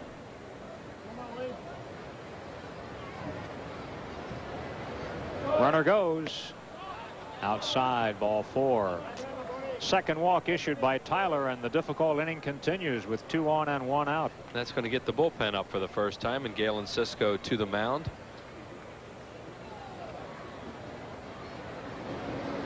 Tomorrow night the Phillies have a doubleheader. That's Reggie Harris getting up, and Wills, both teams have left-handers scheduled in both games tomorrow. That's highly unusual. Yeah, we were talking about that earlier, that Harry brought it up that he didn't ever remember a doubleheader where he had 4 left-handers starting. I don't either. The official magazine of Phillies, final edition for the season, is out. It features a spectacular article on hot rookie race. It has a special note on the Phillies' own Scott Rowland, of course. Plus, there are stories on Jackie Robinson and Darren Dalton, a great publication full of colorful photos, facts, and wonderful stories. On sale now at the vet during games, or you can order it by phone, 215-463-1000, or make your purchase online at the Phillies website, phillies.com. Happy 50th anniversary today to Mr. and Mrs. Benjamin Dal Corso, longtime, lifetime residents, actually, of Trenton, New Jersey. Get a nice letter from their son, Gary, who makes his home in Mystic Island, New Jersey. So happy 50th to the Dal Corsos. Sure they're watching the ball game today. Brett Boone. Booney out on a line drive to Tony Barron in right field first time up. Rolls away and the runners move along. To third goes Sanders. Taubensee takes second. Well, what can go wrong will go wrong this inning, I guess. Yeah, this inning has gotten strange. That was a changeup low, bounced off the glove of Mike Lieberthal. We'll see how they score it. I don't believe they have. They're waiting on the replay. That's a tough one. That was a tweener. I mean, now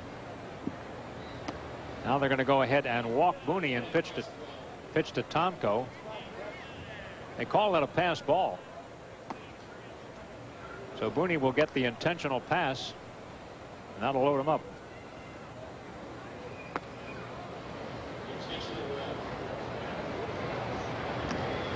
Let's talk about the Budweiser play of the game, and it was a play that was made by second sacker Brett Boone of Cincinnati when Bronya was up there. Bronya smoked one, and Booney was able to make the play.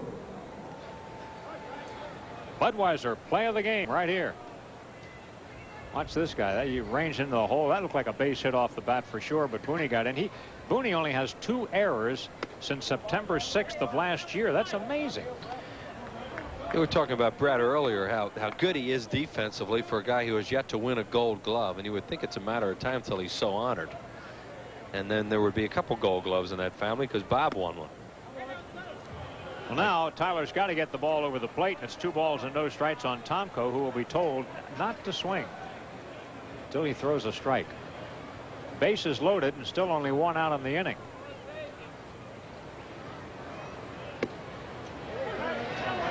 Tyler gets it over. It's 2 balls and 1 strike.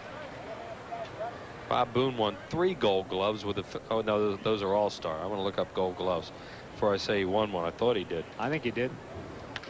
Ground ball hit to short. They get an out there, but another run scores. Cincinnati leads it 4-0 as the Phillies take the fielder's choice, and Tomko gets his 3rd run batted in. They're hoping he hit that ball at somebody and get a double play out of it, but Tomko hit it to the right of Stocker, and they could only get 1. You know, the trouble with being sure that Booney won a Gold Glove here as a catcher, those were the days of Johnny Bench. Well, I'm looking it up. Yeah, Bench was winning that every year. Well, the Reds have batted around here now as Pokey comes up.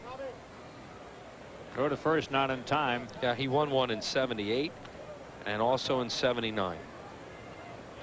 And conceivably could have won one in the American League after he went over to California. Yeah. Pokey Reese has popped up to right field and grounded to third. Takes one on the inside corner for a strike. That's the 28th pitch of the inning for Tyler Green.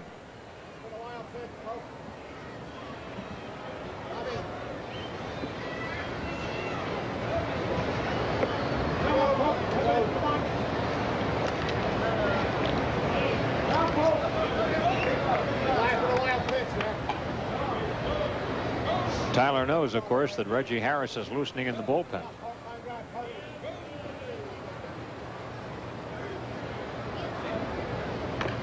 Check swing roller. It goes foul first base side.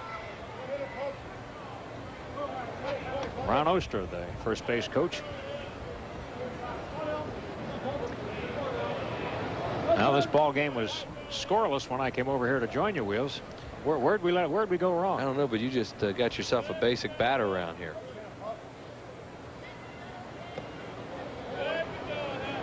Two and two. Mike Lieberthal charged with a pass ball in this inning, but he's also blocked a number of pitches in the dirt. There was another one. And with the runner on third base, there's always more pressure on a catcher to call a curveball or something that he knows has a chance to be in the dirt.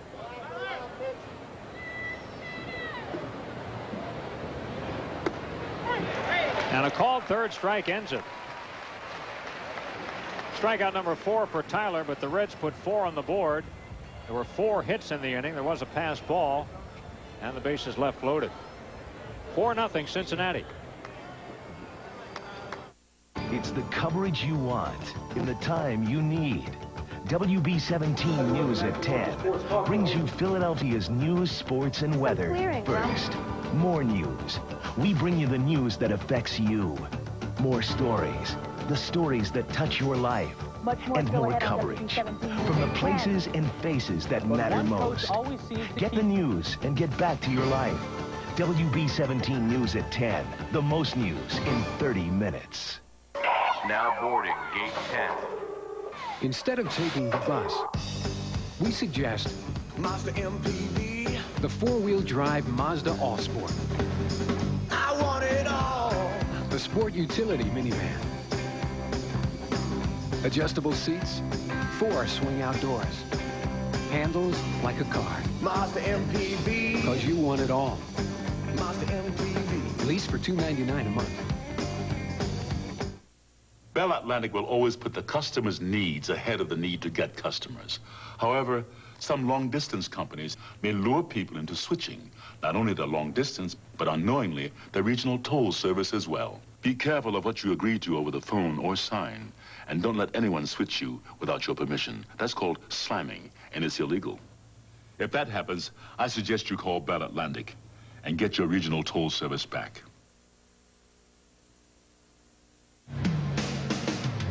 Phillies baseball is being brought to you in part by your local Dodge dealers. The more things change, the more things look like the new Dodge. Pico Energy, focusing our energies on you. And by Brewery Fresh Budweiser, the official beer of Major League Baseball. This Bud's for you. Well, now the Phillies have a little uphill work to do, giving up 4 in the top half of the inning. And Kevin Jordan to start it all here. Kevin's filling in for Scott Rowland, who's sitting out a rare ball game, but looks like his bat slowed down a little bit right now. Talking about Scott Rowland, not those guys. Their brain has speeded up a little bit, I think. They've either been to a party or going to one. Or should be. Jordan grounded out on a 3-1 hookup first time around. His last 5 hits have been doubles. Kevin's done a tremendous job as a pinch hitter for the Phillies this year. One of the toughest jobs in baseball. Fights that one off. You know, the problem with Jordan is he's a first baseman or a second baseman or a third baseman. Now you think about Bronya, Morandini, and Rowland. Those guys play every day. Not much room for him. That's why they're giving Scott a day off today, and Kevin Jordan getting a chance to play at third. He hits the tar out of that baby. Up above the scoreboard. Jordan with his 4th home run.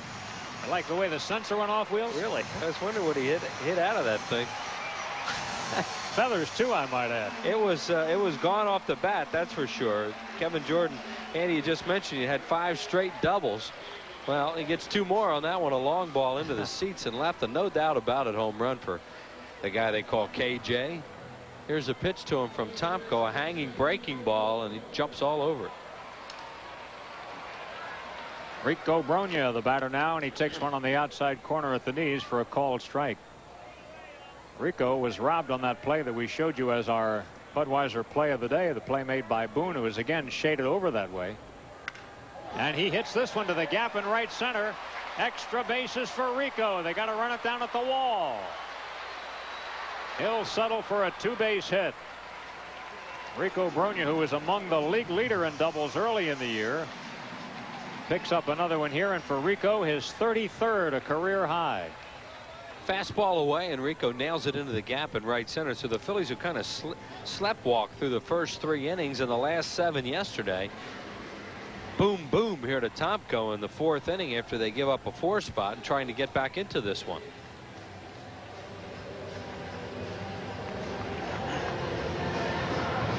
Oh, Rico takes a look around at the surroundings at second base. It's around you really want to get now and cut it in half.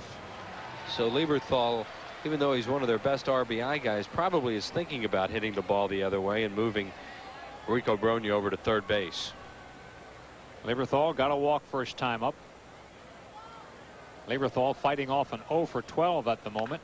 Hits that ball in the hole. Reese on a smooth play makes the throw over to first in time for the out. And that is the first out of the inning with Rico staying at second base. Pokey really was smooth on that play to the hole, wasn't he, Wilson? Yeah, and Tomko threw him a curveball, and a curveball is a very difficult pitch to stay back on. So as a result, he pulled it. Now, Pokey Reese, we talked earlier, he really hasn't even shown off that arm yet. At that time, he had to throw it a little bit.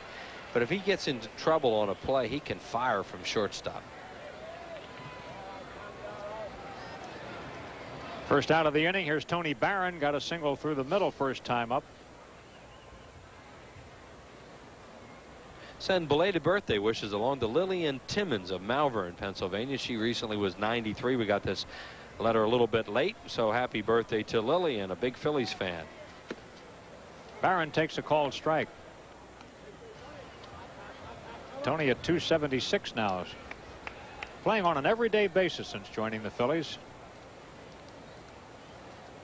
He joined the Phillies just in time for their second West Coast road trip this year.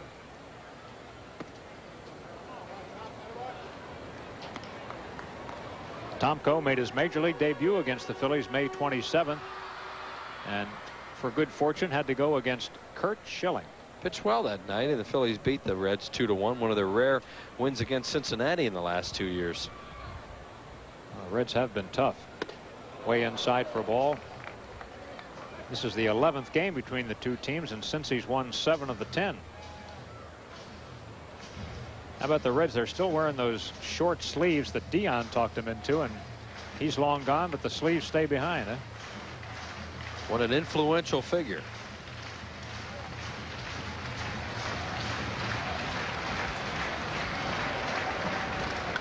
Fouled away. That's the second time today I brought up Dion's name and you didn't bite. I take it you're not going to talk about Dion today, are you? You know, I think he's played it out. As far as playing baseball, I think it's remarkable that he's been able to do both at the level that he has. You know, you have to have a lot of respect for him for that. But, you know, I think that gets a little old after a while. Would you agree that he's not going to play ball anymore? I think it's probably hard for him to play on turf, play baseball on turf and football. Yeah.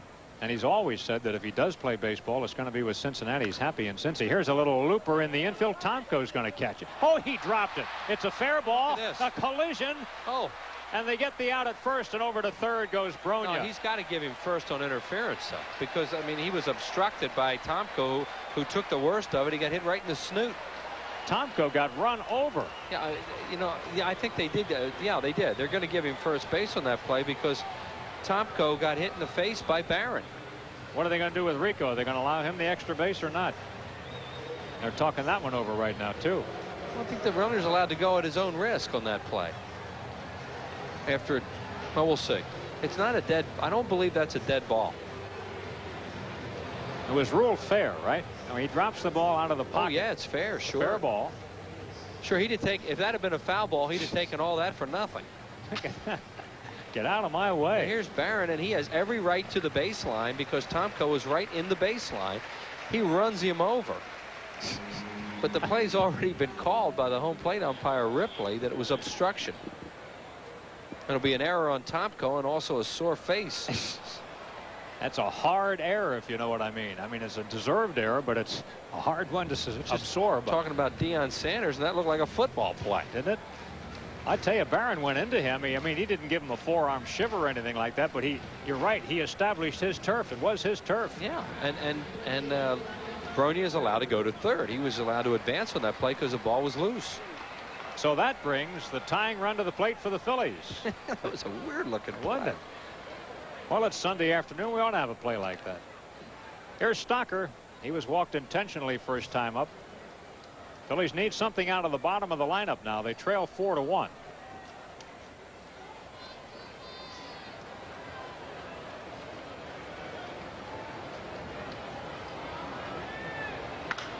Into the air to center. Going to get a run in. Back goes Nunnally. Fielder's choice, and tagging from first is Barron. He'll go to second on that deep fly ball. It's a 4-2 ball game. 40th run batted in for Stocker.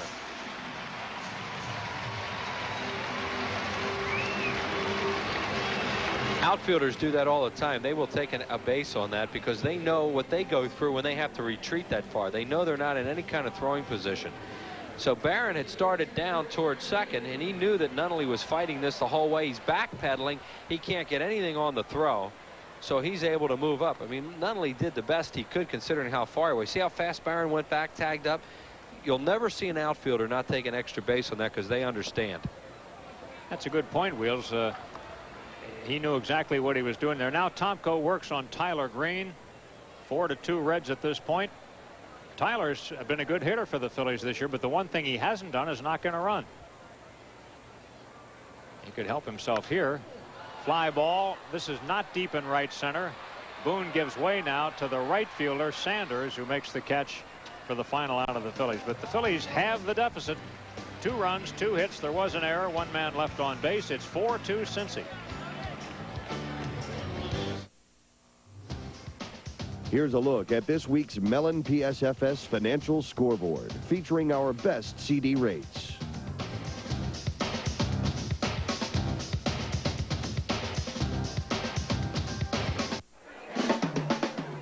Hey, what's our good buddy done? He thinks he can meet that girl. Hey, what's the bet? Hey, Brick Boy, go dust yourself off. Hi, Cupcake. What do you say I buy you a Bud Light and you appreciate it? For the great taste that won't fill you up and never let you down. Nicely done. Fun to watch. Make it a Bud Light. No matter how slippery it gets, you gotta stay in control. Now during the Chevy Big Value, Big Savings event, you can get 2.9 APR financing or cash back on a roomy Chevy Blazer. Blazer helps give you driver control on most any road surface. And that's a little security in an insecure world. There's great offers on other cars and trucks, too. There'll never be a better time to get a 97 Chevy than during the Chevy Big Value, Big Savings event. Right now, get 2.9 financing or $1,500 factory cash back at your local Chevy Geo dealer. You don't know about tires? You don't want to know about tires. Beautiful. We were made for each other. We're NTB, the low pressure zone for buying tires. We ask the right questions. We guarantee great prices. We help you choose the right tires. No gimmicks, no razzmatazz. And we'll treat you like a person, not roadkill. NTB, National Tire and Battery. We're everything you want, nothing like you'd expect. Beautiful afternoon here at Veterans Stadium. A lot of families out here at the ballpark on a real nice afternoon. And now it's time to look at how they scored a sedate 3 innings. Then the Reds with 4 on Steins' RBI double. Willie Green an RBI double. Reggie Sanders a single. Made it 3-0. And then Tomko knocked in a run on a fielder's choice. Phillies with Kevin Jordan solo homer. Sacrifice fly by Kevin Stocker. Cut it in half after that bizarre play involving the pitcher Tomko. Nunnally hits this ball, and Bronya goes over to field it with Tyler's cover, and he's out. Nunnally had started that long bat around for Cincinnati with a bloop double to left field, on which McMillan came in too far. Now, Tyler Green gave up some weird runs last inning, and the Phillies get 2 back for him in the bottom of the inning, and hopefully he can settle down now and pitch well the rest of the way. Well, they cut it in half just like that. That's a good sign when you answer back immediately. Here's Steins. Chris today has not been retired. He has walked and doubled, knocking in a run and scoring a run.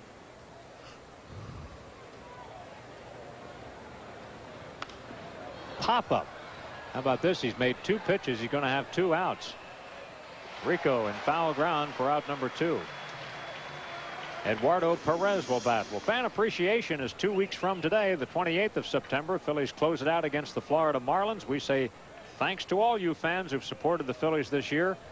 As usual, prizes and surprises on hand here at the Vet, so make your plans to come on out for the final game of '97. Order tickets easily by phone. Call 463-1000 or order tickets online at Phillies.com. Eduardo Perez bats with the bases empty and 2 out. He's grounded into a double play and struck out. The obligatory take after 2 pitches and 2 outs. Gotta.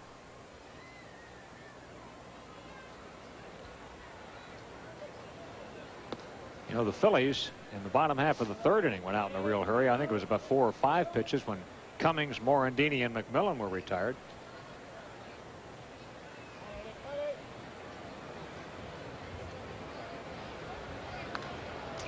Up about the eyes, 2 balls and 1 strike. Well, the Reds have made such drastic changes in their roster during the course of the season. This is hardly the same team that the Phillies played when they last saw them in May. I mean, Hal Morris was the first baseman, for example. In the outfield, Deion Sanders was anchoring things, and he's not around. Now these days, you've got Nunnally and Steins out there. Barry Larkin out for the year after finally having to undergo surgery for the bad foot that he had for so long. So Pokey Reese gets his chance to play. They've been mixing and matching at third all year. Yeah, and yet Willie Green winds up leading them in homers and RBIs. Jordan double clutch, but makes the play, and Perez is out. And down go the Reds in order in the 5th inning. We go to the bottom half. They lead the Phillies 4-2.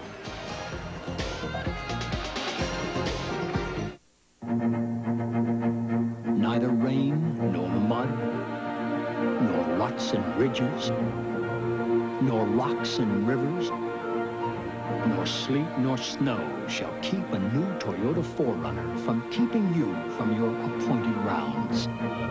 Power you need, and all the room and comfort you want. And with a starting price around $20,000, it could take your dollar even further.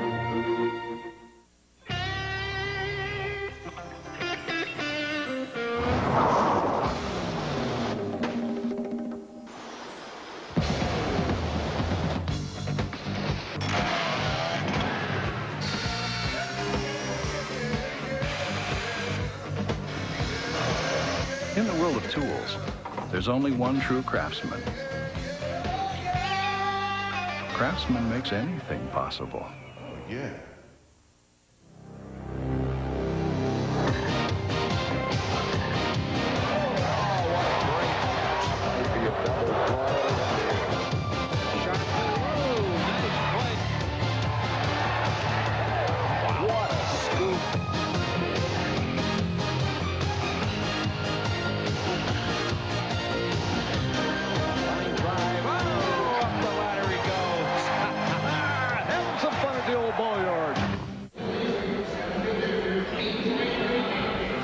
Not too early to start thinking about the '98 season. The excitement of this season, of course, has been drifting away here, but the Phillies are putting some pieces in place now. Roland, Lieberthal, Bronya, Morandini.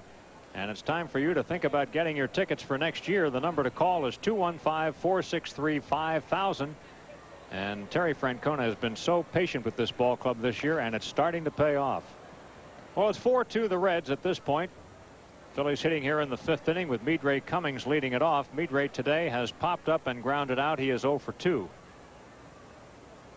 And Cummings has been a pretty much everyday player for the Phillies against all kinds of pitching. Ground ball hit to third. Green plays it off a tough hop. Had him leaning back, but he makes the play. Cummings challenges Green, but Willie gets him. 1 down.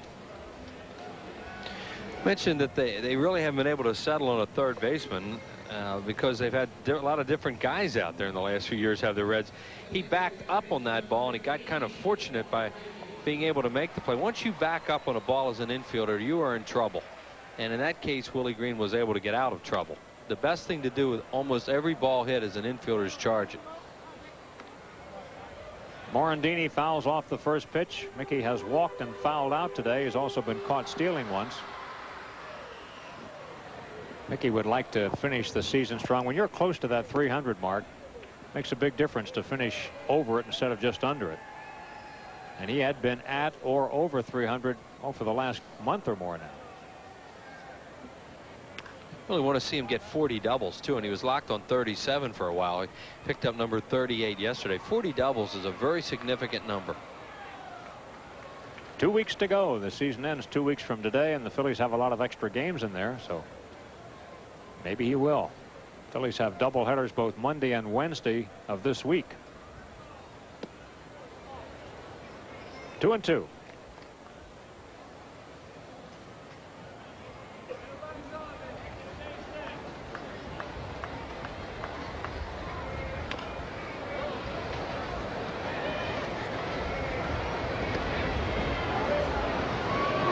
Remember Mickey coming up as a young player, and he was kind of spot started there for a while, breaking him in slowly, leaving him on the bench against some tough left-handed pitching. Try and make sure he grew strong and didn't wear out. Yeah, there was a lot of criticism at the time that they should play him every day, and fans liked him and all, which is understandable because you could see he had talent. But the manager at the time, Jim Fregosi, felt that he wasn't physically strong enough to endure an everyday situation. And Mickey's gotten a lot bigger and has more experience, and he can handle it now. And it's still good to sit him out every once in a while against a left-hander. Yeah, which Terry Francona did Friday night in the second game of the doubleheader. It's amazing how Terry worked his lineup in the second game of that doubleheader, so almost everybody had the second game off. And that's the one that they won. Yeah. And he works a full count. It's 3-2 on Mickey.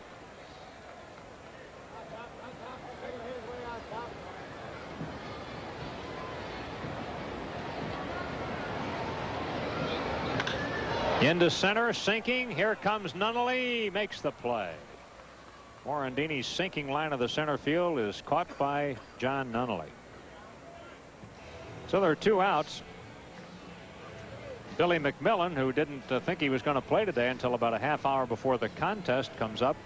Jeffries was in the original lineup, but then the strained left hamstring that's had him on the DL was still bothering him, so he was taken out. Now McMillan has struck out and popped up in his 2 at-bats.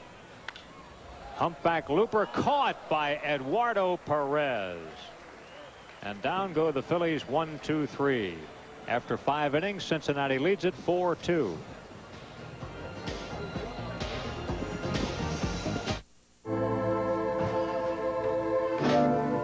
What'll it be? Burger and fries. All we got is TDN Light, Cash 5 Combo, Jackpot Sampler, and Instant Treat. I'll have a Jackpot Sampler. Okay, then. Hey, you don't eat them, you play them. New value price ticket combos. Wherever you buy Pennsylvania lottery tickets. Order yours by number today.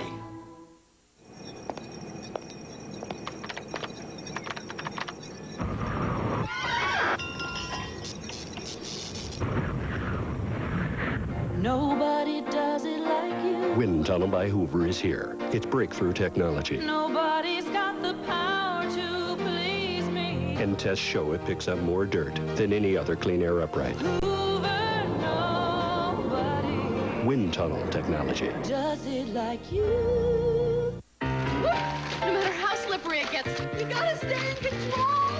Now during the Chevy Big Value, Big Savings event, you can get 2.9 APR financing or cash back on a roomy Chevy Blazer. Blazer helps give you driver control on most any road surface. And that's a little security in an insecure world. There's great offers on other cars and trucks, too. There'll never be a better time to get a 97 Chevy than during the Chevy Big Value, Big Savings event. Right now, get 2.9 financing or $1,500 factory cash back at your local Chevy Geo. After 5 innings of play here on a nice Sunday at Veterans Day, both the pitchers are around. Here's what's happened so far. You see the runs 4-2 in favor of Cincinnati. Hits pretty low totals. Strikeouts for Tyler Green 4, walks 3, both of them issuing an intentional walk. One of the runs charged to Brett Tomko is unearned. Here's a play by Eduardo Perez that ended the inning. McMillan hits this one pretty hard, a line drive. Dives to his right, full extension, gives up his body. Nice play by Tony's little boy Eduardo. Tough day for Tony's little boy's body today, huh? He looked like he came up a little lame on a ground ball, but he has stayed in there. We will see Tony this week. Tony works for the Florida Marlins and is always around their ball club, so it'll be nice to see him and tell him how well Eduardo played here this weekend. Willie Green 1 for 2 today, an RBI double. He also scored a run. The Reds lead this game 4-2. Fouls it back, but after those kind of lucky hits that the Reds had, they were really all in the right spot for them anyway. I'm sure Tyler felt a lot better when the Phillies came right back and got him a pair. Yeah, he did give up some weird runs in that inning, and it's a matter of shaking that off and competing after it happens to you. You learn a lot about a pitcher when there's adversity. It's easy to front run in anything. Yeah, that's true. Joe Paterno said yesterday that he recruited his quarterback Mike McQuarrie because he saw him play a bad game and react well. And I thought, you know, there's so much of that about baseball that you learn about players when things don't go right. That's the matter of going back to the dugout and not saying anything. Here's a ground ball to second base. And down goes Willie Green. You know, Terry Francona has complimented Scott Rowland on that very thing, particularly in the streak that he's in right now. Because A, Rowland has not taken his offense out to the field with him. He's still, and he comes back to the dugout and he doesn't throw anything and he doesn't say anything and he doesn't, you know, throw a tantrum. He's just out. That's what good's that do? Yeah. So Rowland is really showing the maturity of a veteran player, even though he's a rookie. I've never seen a player get respected yet for breaking a light bulb. Might get charged for it, but not respected. Right. There's Scotty getting the day off and enjoying it. I mean, actually, he's probably not enjoying it. I mean, he understands why, and he knows it's good for him, but he'd probably rather be out there. Terry Francona, they said, what have you said to him about, you know, his strikeouts? He said, I told him to stop striking out. Yeah, that's which is a great line. Good advice. Sanders 1 for 2, RBI single, run scored. Well, this guy, Sanders, it seems like if they can keep him healthy, he's a heck of a ball player, but he's on the DL every time you turn around. Has an incredibly quick bat and is really strong, but he's hurt all the time. Yeah. He would put up great numbers if he would ever play 162 or anything approaching it. He's one of those guys you measure his bat speed. It would probably be one of the best in baseball. That's how quick his hands are. Well, they predicted great things for Sanders from day one, and some of it's happened, but a lot of it hasn't, just because he's not out there enough. It's also strikeout prone. He gets into situations where he'll go and strike out a lot, and you know, not be able to make use of that great bat speed that he has. He's a good outfielder and has a good arm. They say he's a really nice guy too. People around the Reds like him a lot. Just a little high. That's the same pitch he thought he had him struck out on last time. And you saw Tyler react the same way when he's not staring in at Ripley as long. See, right there? Just a little glance. Like, huh? oh, man, that had to be a strike. 3-2 pitch. Popped him up. Change up. Shallow center. Cummings takes charge, and a good thing he did. Sanders out on the short fly to center for the second out of the inning. There's the new Tyler Green. Fastball away that should have been strike 3 called in his opinion, but doesn't give in there. Throws a 3-2 changeup. Look at the way he got Reggie Sanders out in front, who had to think he was getting a fastball, and jumped at it. And Tyler, that was a very good look from the center field camera at his arm speed on his changeup, how good it is. Today, Taubensee has grounded to second and walked.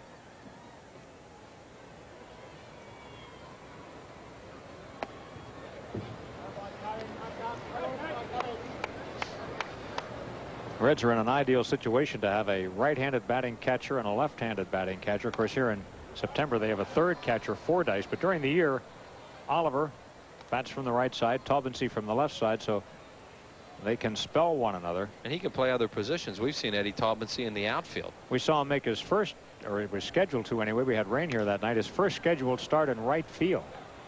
It never happened. 1-2-3 inning. Down go the Reds in the 6th. Cincinnati leads the game 4-2.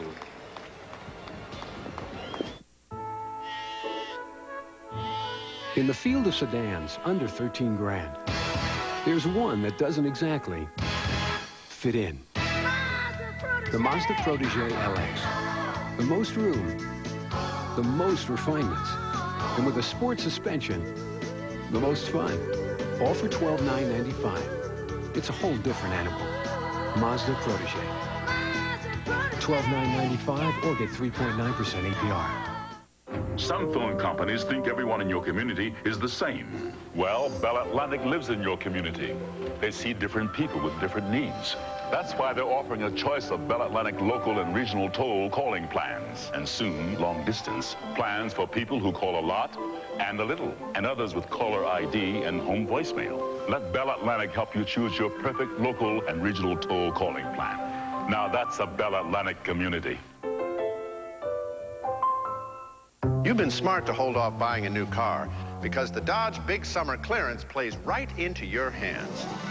You see, it's even bigger than you might think. On Neon and Stratus, get $1,000 cash back. On Intrepid, get up to $1,500 cash back. So hurry to the Dodge Big Summer Clearance, because if you haven't figured it out already,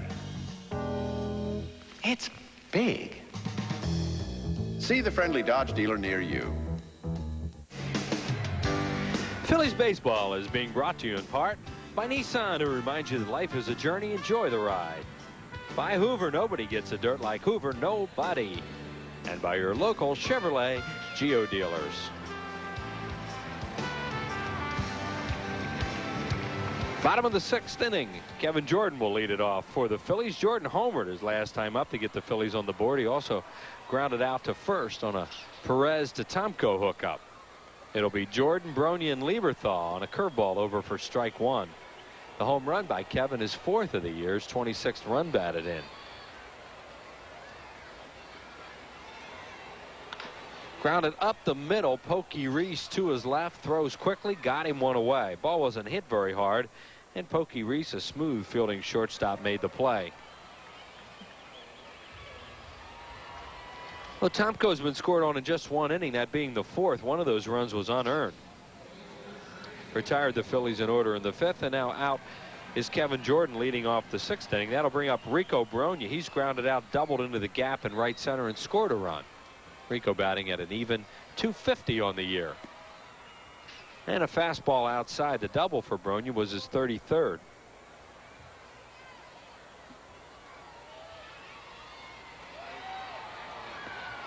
Misses away again. 2-0. On deck is Mike Lieberthal.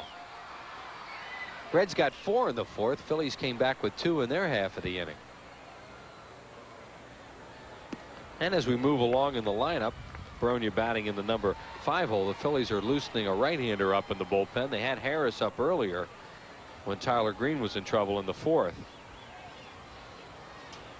Bronya called strike on the outside corner. 3-1. And the right-hander is Ron Blazer. Outside, ball 4. He walked him. Phillies with a base runner. That is the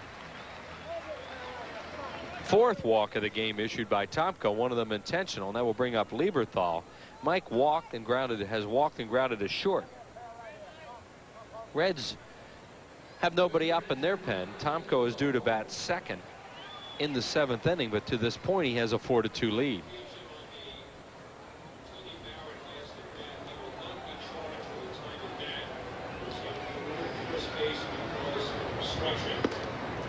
Here's the first pitch to Lieberthal. Comes in high. Wheels on that.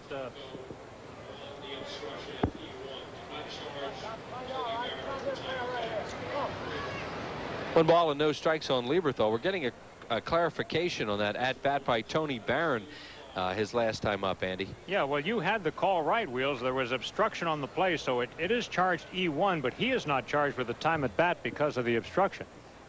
So no AB. Very similar to a catcher's interference play. Right. Where the batter does not get charged with the time at bat. Lieberthal fouls this one into the upper deck behind home plate. Oh, a guy with a glove in and out of the glove and back down into the crowd. That's a shame. Came armed with the glove and did not make the play. And the count's a ball and a strike now on Mike Lieberthal with 19 homers, 73 runs batted in.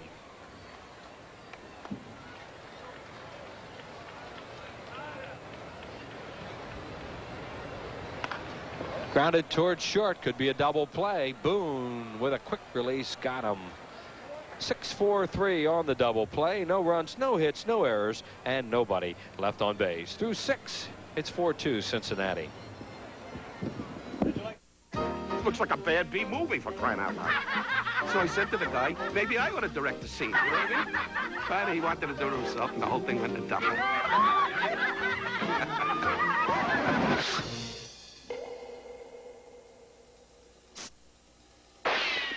For the great taste that won't fill you up and never let you down.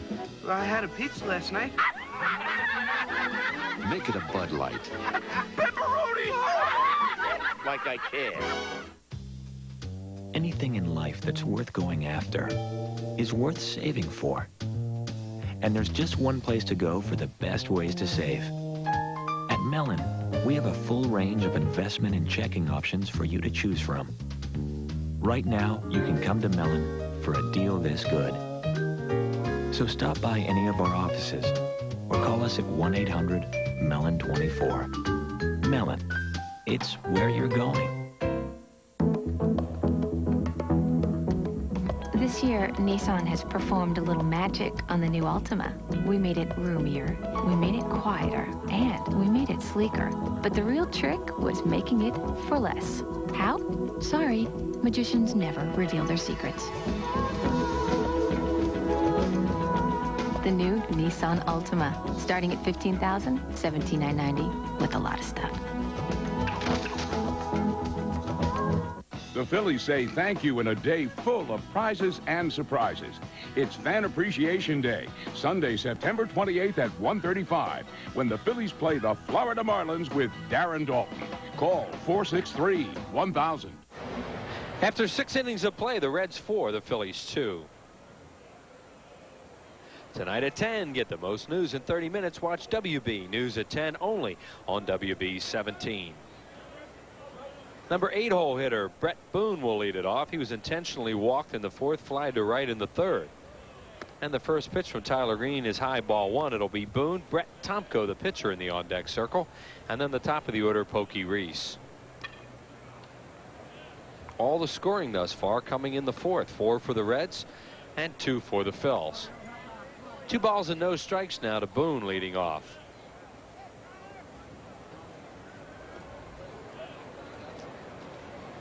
Brett hits a fly ball to right field, pretty deep, but Barron right there. Coast over and makes the play, 1 down. And that will bring up Tomko. The pitcher grounded to short and then grounded into a bases loaded fielder's choice in the 4th. And that knocked in the 4th run of the inning for the Reds. His 3rd RBI. Tomko batting at 107 coming into the game.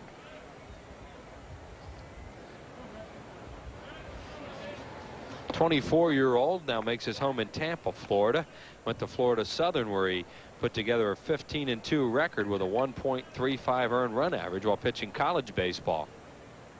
Green's pitch, a line drive base hit right center, cut off by Barron. It'll hold him to a single.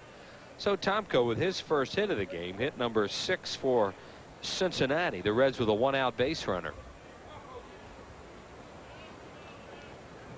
And then we'll bring up the top of the order, Pokey Reese, who has yet to reach base. He has flied out, grounded out, and was called out on strikes. Reese and Perez in the 4-hole, the only 2 Cincinnati batters who have not reached base in the game.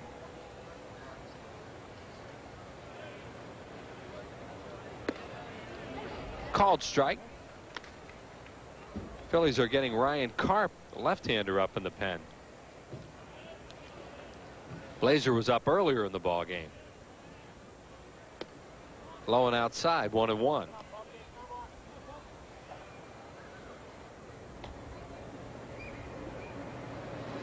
There is Ryan Karp, a left-handed batter. Nunnally is on deck. Then Willie Green, another left-hander, bats 5th in the inning. Inside, 2-1.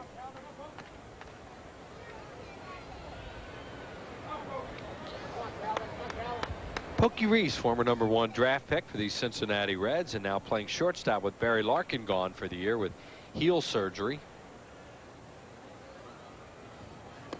And he missed again.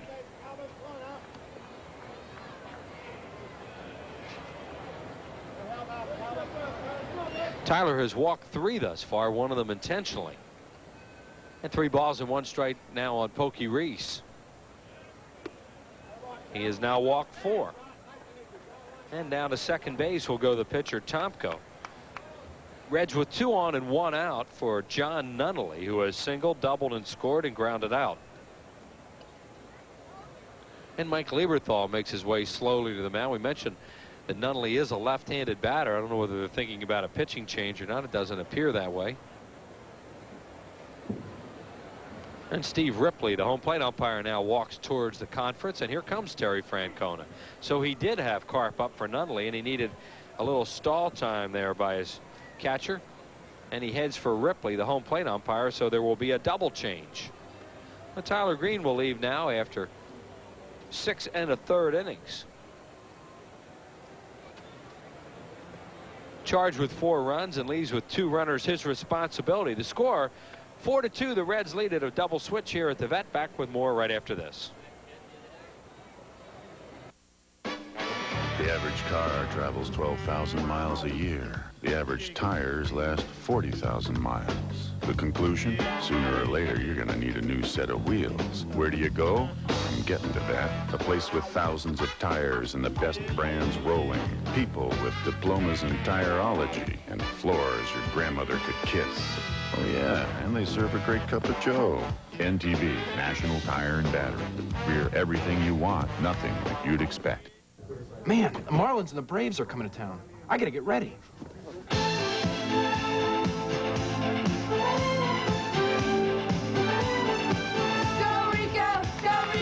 Maddox, Smoltz.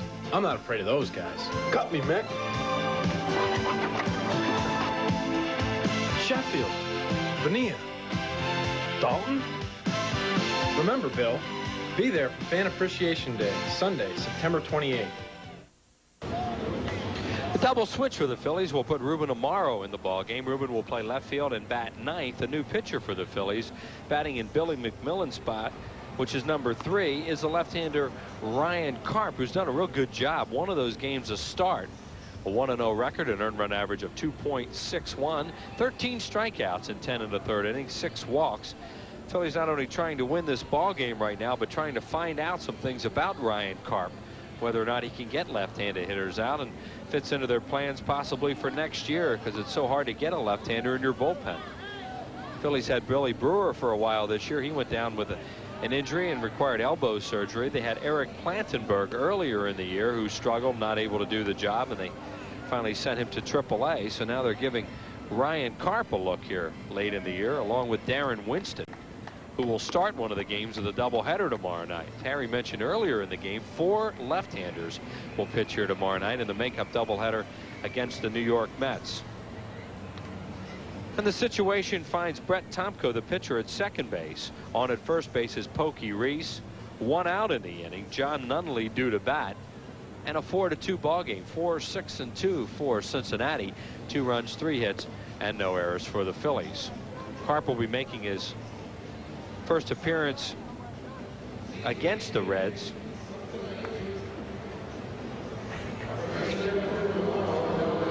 as he has yet to appear in this series.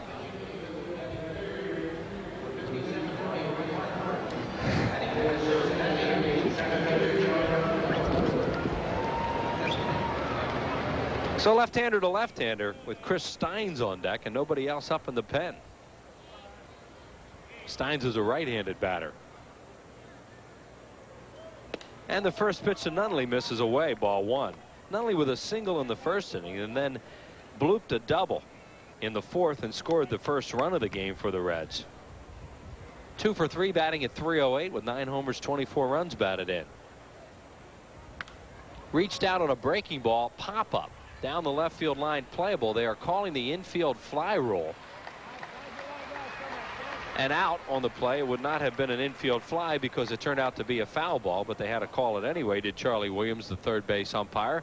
So there are 2 outs in the inning, and now Steins will bat as Stocker made the play in foul territory. Steins has walked, doubled in a run, and popped up foul to Rico Brogna at first. Ryan Karp trying to get out of the inning without further damage. Steins doing an excellent job since coming over here in the trade with the Kansas City Royals. Went 7 for his first 7. Had a 10-game hitting streak right out of the chute. Breaking ball, a called strike inside corner, 0-1. Eduardo Perez on deck, a strong right-handed batter. This inning to this point appears to be Ryan Karp's because no one else is up. Karp has a pretty good changeup that he can use to right-handed batters.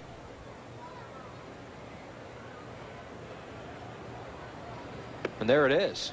And a swing and a miss, 0-2. Started with a breaking ball, then went straight change away, and he's ahead of Steins, 0-2.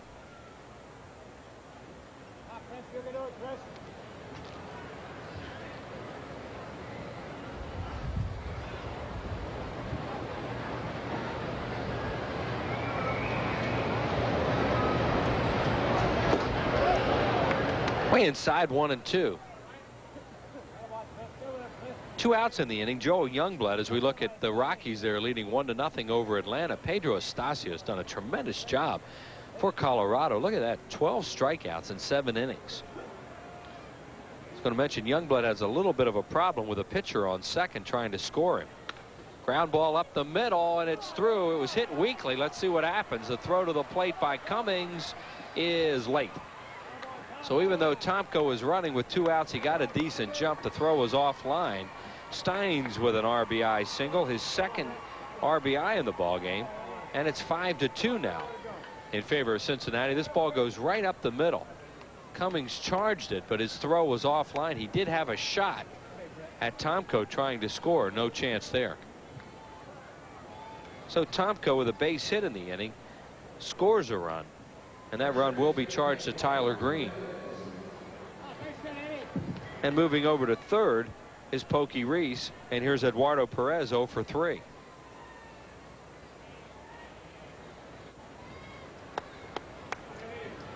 So the first run of the game since the 4th inning belongs to the Reds, and they lead it by 3. Perez, a strike called outside corner, 0-1.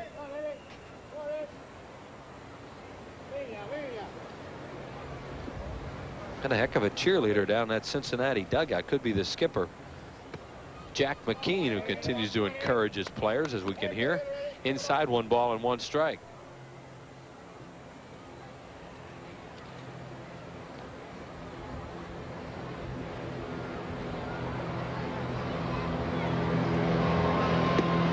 Low, 2-1. Eduardo Perez, the son of Tony Perez, started his career with the California Angels and has put up career high numbers with 15 homers, 50 runs batted in. Had a long home run here in the first game of the doubleheader on Friday night. Low, 3-1. Perez in a good fastball hitting situation. Willie Green, a left-handed batter on deck. I'd be surprised if he challenges him here. There is Green, who will do to bat next. He didn't. He threw him a breaking ball in the dirt, and Perez checked on it. Perez is beaten up a little bit. He hurt a leg somewhere on a double play ball early in the game, and you can see him hobbling again as he goes down to first. But the bases are loaded now for Willie Green, who has struck out, doubled, and scored a run, knocked in a run, and grounded out. Didn't necessarily have a base to put him with a base open, but with second base available, a left-handed hitter on deck, and behind in the count, he was not going to throw him a fastball.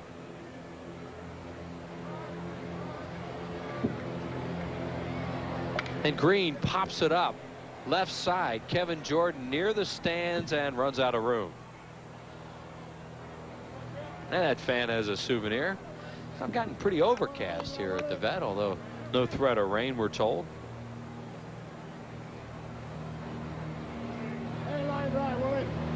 Willie Green, a former #1 pick himself for the Pittsburgh Pirates, has finally found a home here in Cincinnati. Good pitch on the outside corner, and Ryan Karp gets ahead of him, 0-2. Karp came into the game, popped up Nunnally, and then an RBI single by Steins, a walk to Perez, a run in. 5-2 Cincinnati. Bases loaded and 2 outs, and an 0-2 count on Green. Strike 3 called. He thought it was outside, got the call.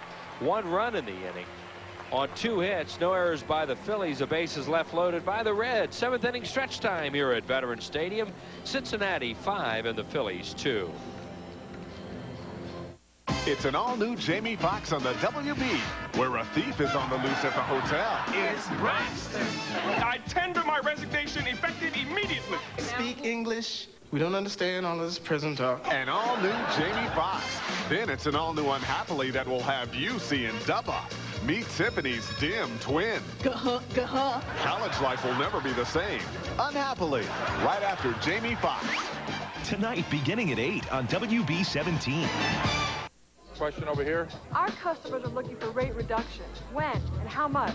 We will give the customers lower rates, and in fact, immediate reductions somewhere in the neighborhood of 10%, ending up with the largest upfront reductions of any utility in the country, the largest average reduction over a 10-year period guaranteed of any utility in the country. And people will see PECO Energy's commitment to its customers to meet their needs and expectations. With up to 300 horsepower, Cadillac's Northstar system can go and go and go. But now they'll be going a little faster. Introducing the Northstar Performance Bonus. Factory-to-dealer incentives of up to $4,000 on DeVille, $5,000 on Eldorado, even $5,000 on Seville. Take advantage of these limited-time incentives on 97 Cadillacs, because as you can well imagine, they'll be going very fast. See your Cadillac Super Network dealers. This is Dick Vermeil with an important message. Personal Choice, the flexible, high-quality, and affordable health coverage is available in Pennsylvania. Only from Independence Blue Cross and Pennsylvania Blue Shield, the folks you can lean on. Brett Tomko pitching into the 7th inning. Tony Barron leads it off for the Phils. In the 7th for play-by-play, here's Harry. All right, thanks, Wheels. 5-2 Reds. Barron ground ball back up the middle. Pokey Reese has good range to his left, and he gets Barron. When it left the bat, looked like it might have been a hit, but Pokey covers some ground out there and has a good arm, quick release. Here's the Chevrolet game summary as we're in the 7th inning. Tyler Green, 100 pitches to this point, to the point when he was taken out of the ball game. All 5 runs charged to him. Brett Tomko doing a good job for the 2nd time against the Phillies. Chris Stein's fine ball game here today. Kevin Jordan, a home run. His last 6 hits, extra bases, 5 doubles, and a home run. Kevin Stocker has been intentionally walked in his sacrifice fly that knocked in the Phillies' 2nd run. He looks at a strike. Ruben Amaro is in the on-deck circle to bat for the pitcher, Ryan Karp. 5-2 Reds lead. Phils with just 3 hits off Tomko. Foul back to the top of the screen. No balls and 2 strikes to Kevin Stocker.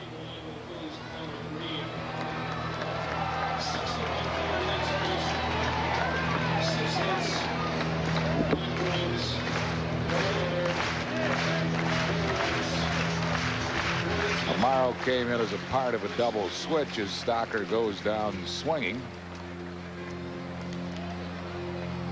That'll be just the 2nd strikeout for Tomko, 2 down.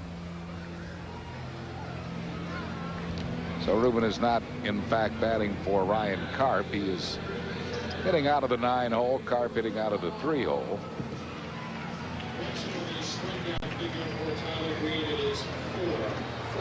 Ruben Amaro hitting at .236. 2 outs, no base runners here in the 7th. Reds are leading 5-2.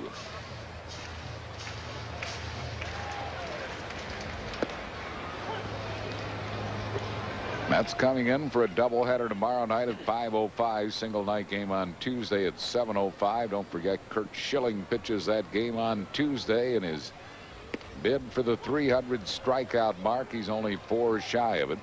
And you would have to think he will get it that night. You would have to think so. I know he does. Well, let's check and see what his low strikeout game this year is. Yeah, let's see if he has less than 4. Oh, I don't think so. I can't believe he does either. I mean, even when he had a bad outing, he hasn't had many of those.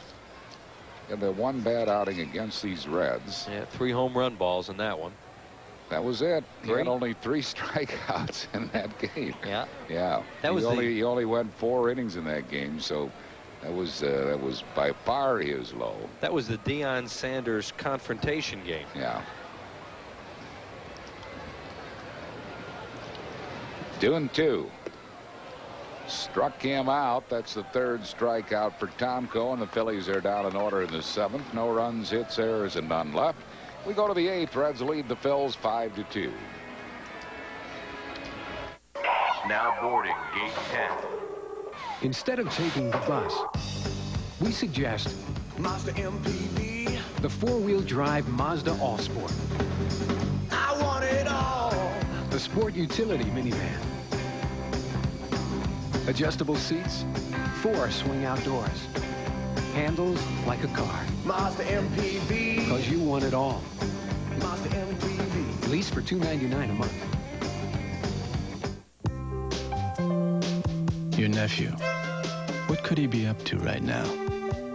Hanging out, pondering the mysteries of the universe, growing up much too fast. Well, now's the perfect time to find out. MCI introduces 5-cent Sundays. 5 cents a minute. Every minute of every Sunday, if you're an MCI customer. And if not, call 1-800-SUNDAYS to become one. No matter how slippery it gets, you gotta stay in control. Now during the Chevy Big Value, Big Savings event, you can get 2.9 APR financing or cash back on a roomy Chevy Blazer. Blazer helps give you driver control on most any road surface. And that's a little security in an insecure world. There's great offers on other cars and trucks, too. There'll never be a better time to get a 97 Chevy than during the Chevy Big Value, Big Savings event. Right now, get 2.9 financing or $1,500 factory cash back at your local Chevy Geo dealer. Phillies baseball is being brought to you in part by your Quality Plus Ford dealers and the new Ford Explorer. And by Bell Atlantic 9X Mobile. For the most advanced digital network on the East Coast, choose Bell Atlantic 9X Mobile.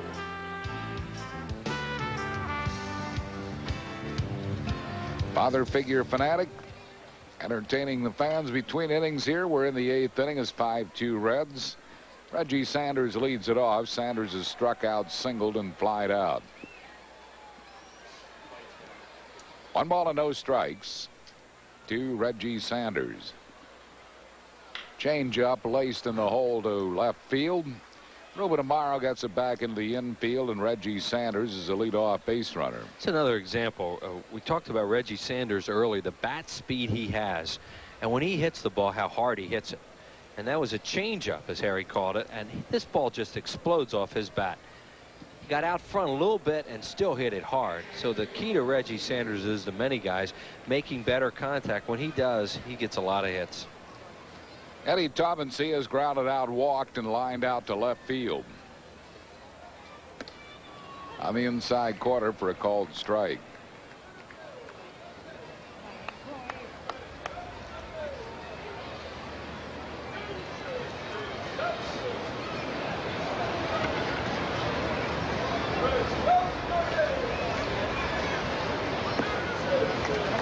Missed the breaking ball. No balls and 2 strikes to Taubensee. A lot of well-pitched games in the National League. Colorado 1-0 over Atlanta in the 9th behind Pedro Estacio, and the Mets lead Montreal 1-0. They're in the 8th inning at Shea Stadium. How about yesterday? Montreal led the Mets 6-0 in the 9th inning. The Expos got 6 in the 9th, and then a 3-run homer by Gilkey won it in extra innings. It's amazing. Get shut out for 8 innings and score 6 to tie. The Mets have really been a comeback club, and of course they'll be here tomorrow night for a twilight doubleheader, still battling for that wild card spot. They're 5.5 games behind Florida, but they haven't lost any ground. They haven't gained too much, but they're still battling for it. And they will come in here and play well, or try to play well the next few days. And that game yesterday showed they still have some heart. Yeah.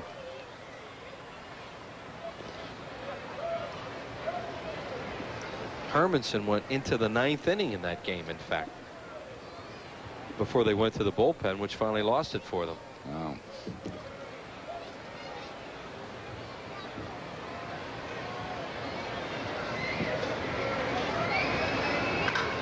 Line drive center field. Backtracking as Cummings makes the catch.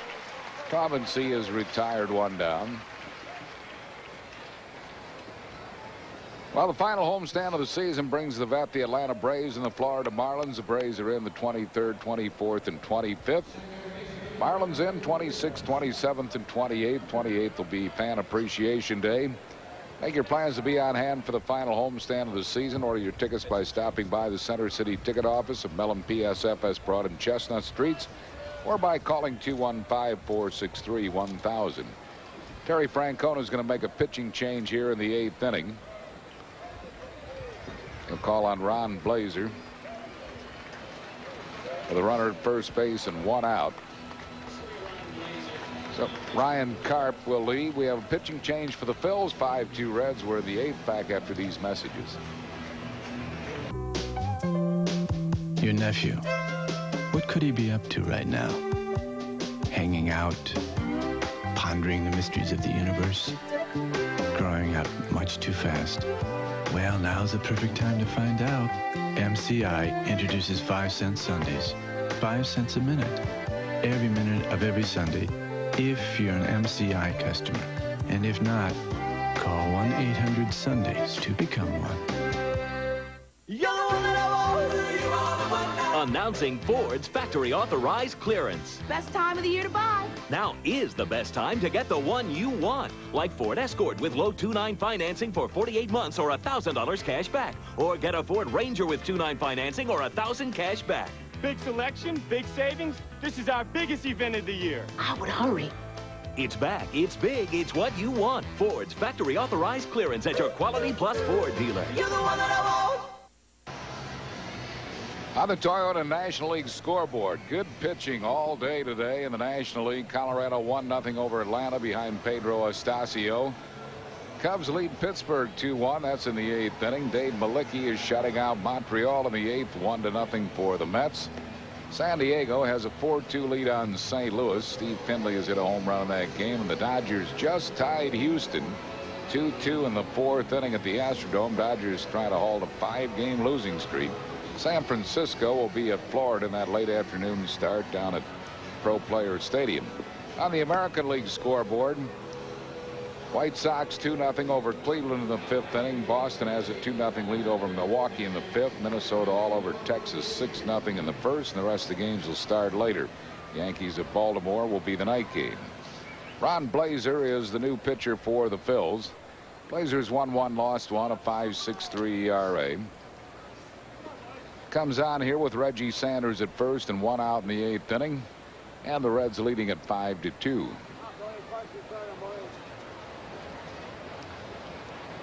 Pitch to Boone, swing and a high fly ball, slight hooking foul down the left field side and into the crowd. 1 strike to Brett Boone.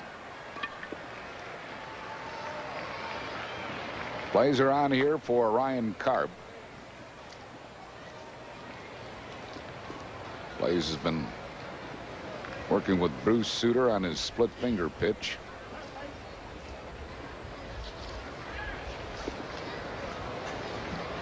A 26-year-old out of Bellwood, Pennsylvania.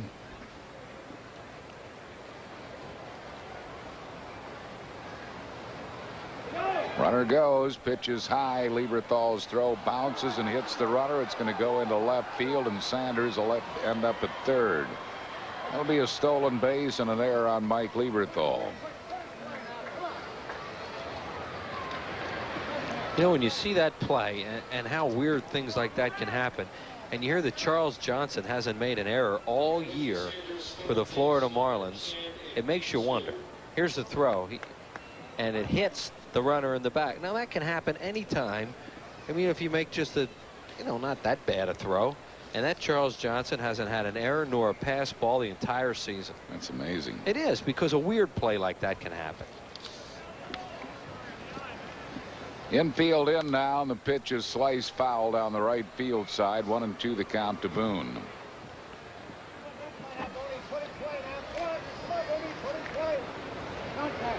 You hear their bench yelling down there to put it in play to Brett and make contact. And with the kind of base runner Reggie Sanders is, they might have a contact play on.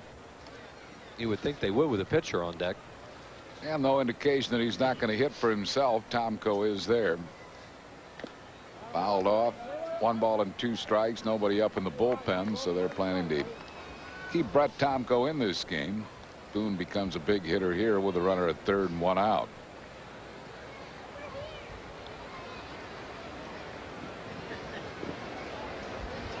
Colorado just got 3 more on a John Vanderwall 3-run homer, so they are leading the Braves 4-0 now at Turner Field in the 9th. Rockies have been red hot, but they had a serious funk for about 6 weeks. It just knocked them out of contention. Chase the low splitter. It's dropped by Lieberthal. Looks the runner back to third and throws him out. So Boone went after a splitter in the dirt, and he goes down swinging. Big strikeout for Blazer. And with 2 down, Tomko will bat. He is grounded out, hit into a fielder's choice, singled, and scored a run. The pitch in the dirt, a split finger fastball, and Brett Boone not able to stay off. Now Lieberthal has a little bit of a dilemma here. He has to make sure he looks Reggie Sanders back to third and then throws to first.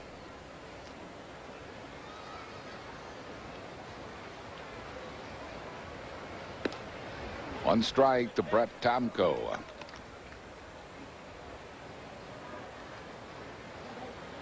Eighth inning, Reds on top 5-2.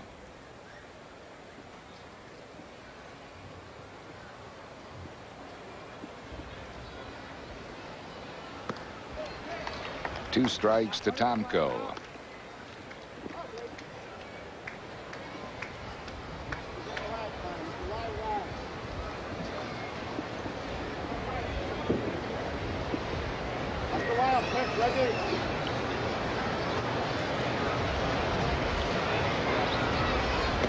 Struck him out, and that will retire the side. Blazer comes in to get two strikeouts. No runs, one hit, one error, one left. We go to the bottom of the eighth. 5-2 Cincinnati.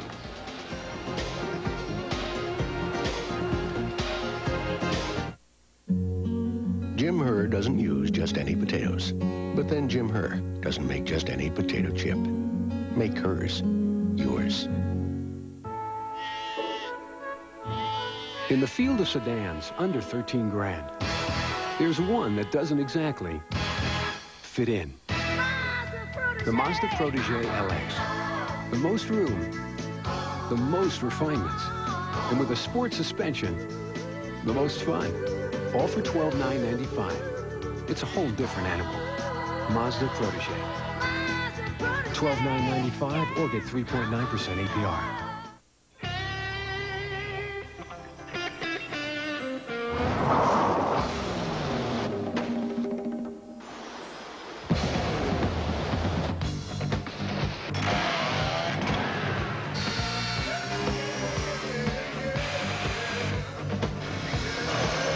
In the world of tools, there's only one true craftsman. Craftsman makes anything possible. Yeah. If you love chocolate, peanuts, caramel, and especially Reese's peanut butter, good news. Reese's Nutrageous bars are now 20% bigger. WB-17 remembers our friend and colleague, Richie Ashburn.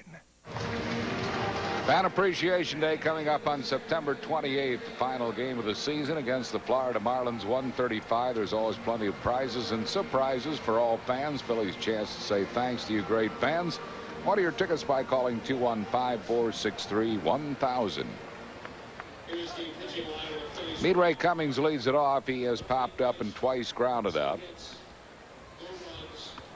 Tried to bunt his way on, bunting foul. One strike to meet Ray Cummings. Eddie Tubman's, he came firing out of there when he bunted, and the ball hit him right in the mask and knocked his mask off.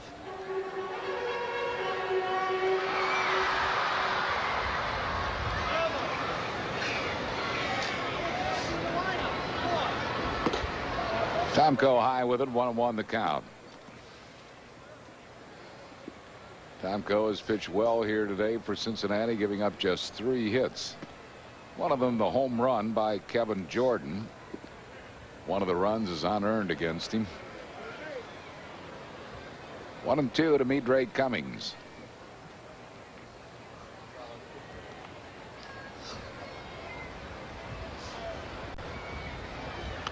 Pops a foul back up this way and just below us.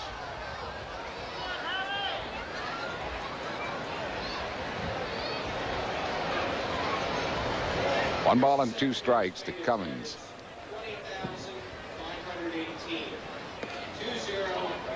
$20,518 the paid attendance here this afternoon. Buccos have tied the Cubs at 2-2. They're in the bottom of the 8th. That's well hit to right field. That's going to soar over the head of Reggie Sanders. One hopping off the fence, and Ray Cummings rolls into second with a double. So Cummings doubles to lead off the Phillies 8th, and it'll bring up Mickey Morandini. Phillies just have never had a chance early on in this game because they've been behind for so much. A fastball away to Cummings, and he lines it over the head of Reggie Sanders for a double. So they've trailed 4-0 and 5-2 in this game and keep trying to play comeback. The Reds have not had the bullpen up at all in this game, and to this point they don't have it up yet. Morandini is 0 for 2 with a walk. Line drive hit into center field. Midray Cummings will be waved around. It's now a 5-3 ball game on the RBI single by Mickey Morandini. Tomko getting hurt now with some balls in the middle of the plate, which he's managed to stay away from throughout this game. Both Cummings and Morandini have crushed these pitches. And that hit will get the Reds bullpen up. There was another fastball, and it was right down the middle.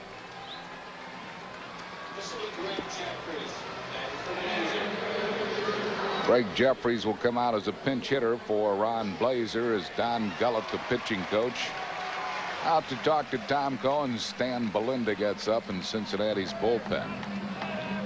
Reds bullpen has been good. Belinda is the setup man and Shaw is the closer.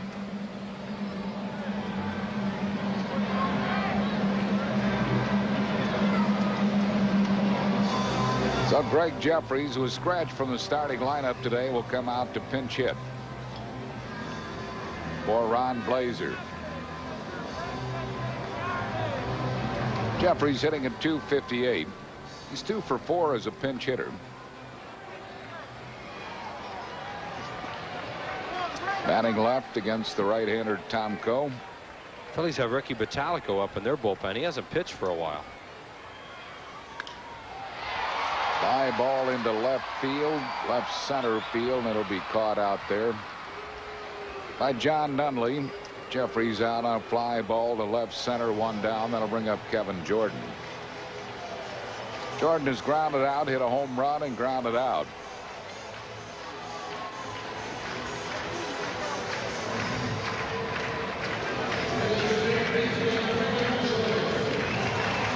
Bottalico last pitched on Tuesday night at Shea Stadium, so he has not pitched in a while.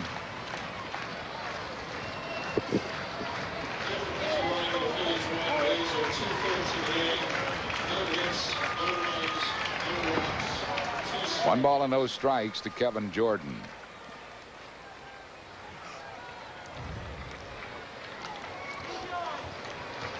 Phil's trailing now by 2. It's 5-3. We're in the bottom of the 8th.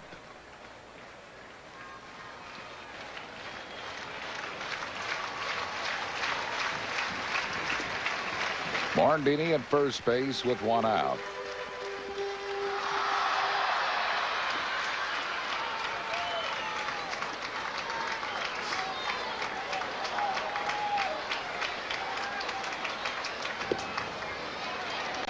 Two balls and no strikes to Kevin Jordan. Phillies just a long ball away from tying this game right now, and Kevin Jordan, when he gets ahead in the count and gets fastball to hit, he can drive it.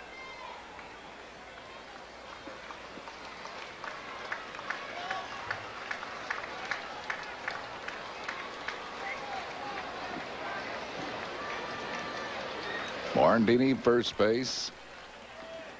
1 down here in the 8th inning.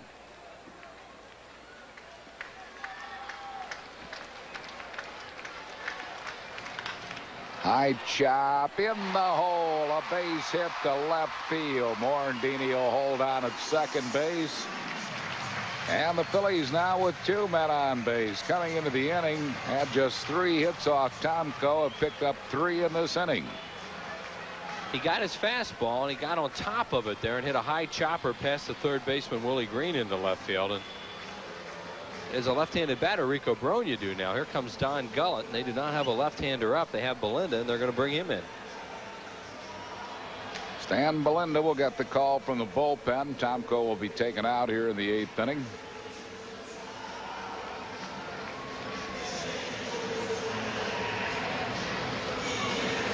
So Tomko will lead with a 5-3 lead. He can win it, he can't lose it. He's responsible for the runners on base. Pitching change for the Reds. We're in the 8th, 5-3 Cincinnati. Back after these messages.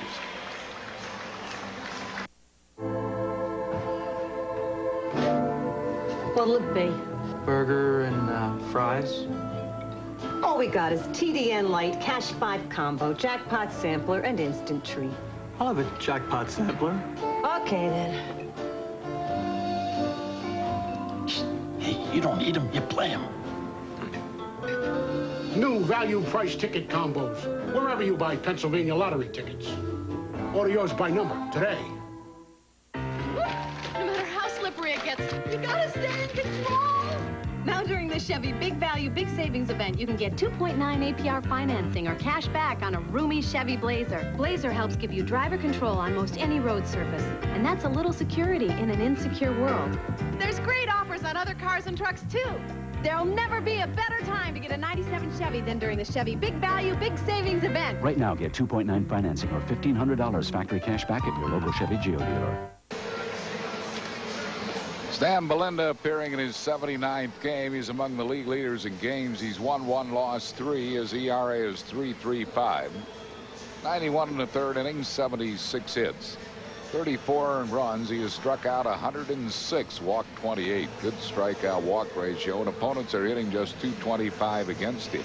This is one of those cases, can't find a breakdown with left-handed, right-handed hitters, but with them not putting a left-hander up in the bullpen, they must feel confident that Belinda can come in and get a left-handed batter out in this situation, and a pretty good left-handed batter at that, Enrico Bronya. Belinda and Shaw have been very good out of the Reds bullpen, so Jack McKeon going with Belinda here with 2 men on base and 1 out.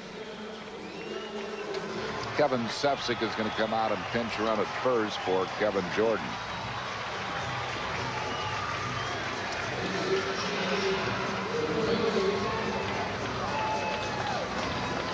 So Kevin Jordan leads the game. Good game, 2 for 4, including a home run.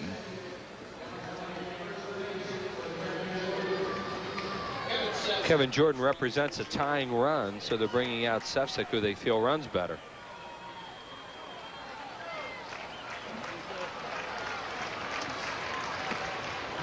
Breaking ball missed inside. 1 ball and no strikes to Bronya. Bronya lifetime is 0 for 1 off Belinda.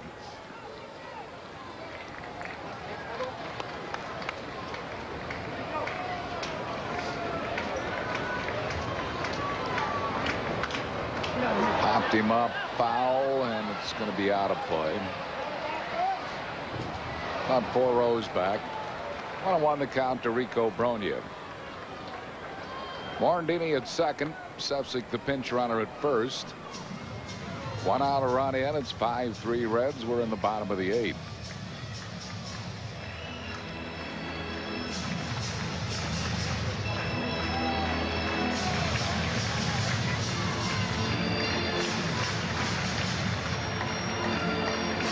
Rico Bronya has been robbed of a hit, doubled, and walked.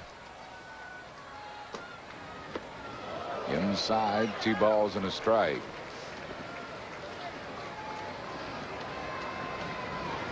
Belinda with that nasty sidearm motion has always been tough on right-handed batters. He's not a guy that's going to take a lot off the pitch. Fouled it back to the screen, 2-2. Best pitch to a left-handed batter for him is to try and sink it down and away as he did there and get a double play out of it, or run it in hard with a slider. He's very much like our colleague Kent Tekulve used to pitch. Everything hard and try to come in on left-handed batters and down and away to them.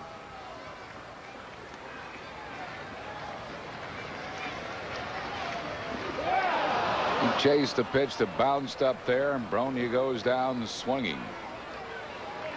So that's 2 outs, and it'll bring up Mike Lieberthal. Lieberthal has walked, grounded out, and grounded into a double play.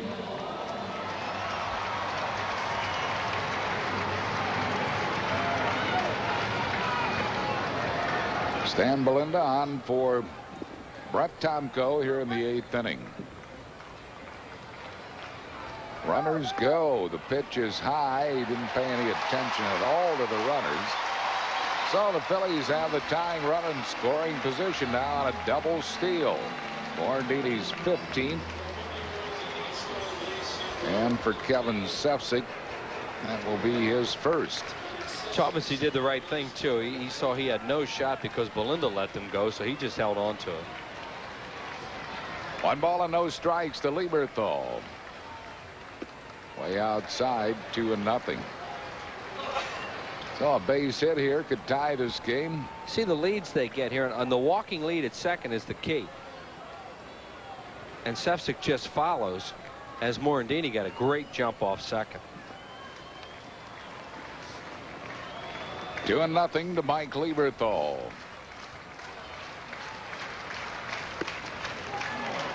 On the outside corner, 2-1.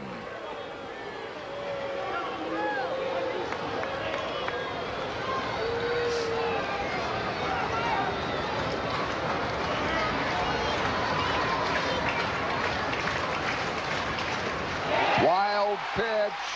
Holding is Morandini.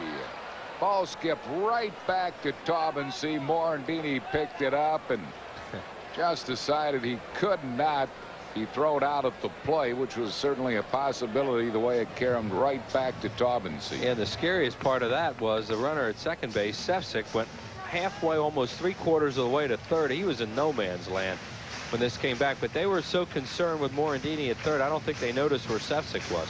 Good base running by Mickey to see it come right back. He's a dead duck. Yeah. But Sefcik was the one. He was hung up out there. 3 balls and a strike to Mike Lieberthal.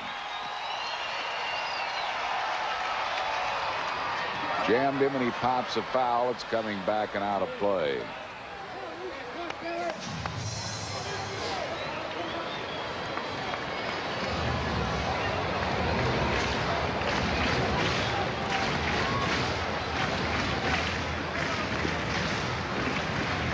Full count to Lieberthal with the runners at second and third and 2 outs.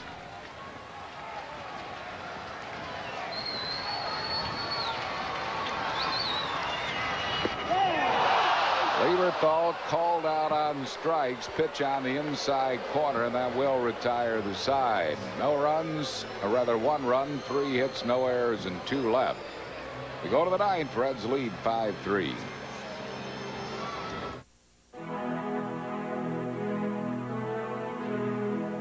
It's been a tradition since 1876. Think about that. That's more than 120 years ago that this company started making Budweiser under Adolphus Busch. The keys that the family has always put in the forefront of anything that has ever been talked about at the dinner table since we were so big is protect the excellence of the product Budweiser. So it wasn't a question of cost. It was a question of make the proper product. Brew it and ferment it so that you have a taste that the consumer loves, appreciates, and wants to come back to. And I think he would be very happy that the generations of his family have practiced what he taught us.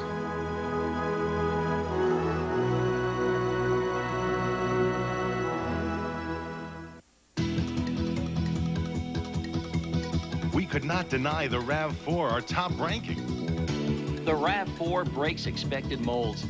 The RAV4 rides a great deal better than many a sedan. Handling in both RAV4 models is excellent. The all-new RAV4 recreational activity vehicle starts at only $15,118. Maybe we should start calling it the Rave 4. Driving it is great fun. After 8 innings of play, it's the Reds 5, Phillies 3. Tonight at 9, Tom's in the public eye after his daughter is caught shoplifting on the Tom Show, only on WB 17. Kevin Sefcik stays in the game to play third base, and Ricky Bottalico will come in to pitch here in the 9th inning. Bottalico appearing in his 62nd game. He's won 2, lost 5. He has all of the Phillies' saves, 29 of them. A 3.92 ERA. 66 2/3 innings, 63 hits, 29 earned runs, 78 strikeouts, and 38 walks. So Bottalico has not worked since Tuesday at Shea Stadium. will get an inning of work here. On for Ron Blazer, who struck out both batters that he faced. Cincinnati's bullpen has Pedro Martinez, the left-hander, up along with Jeff Shaw, who is their closer.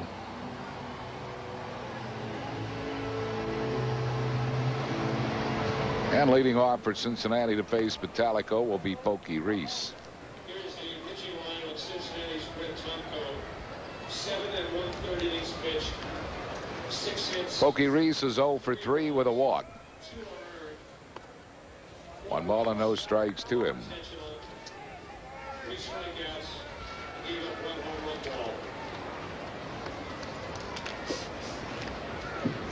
ball. 1-0 to count to Pokey Reese.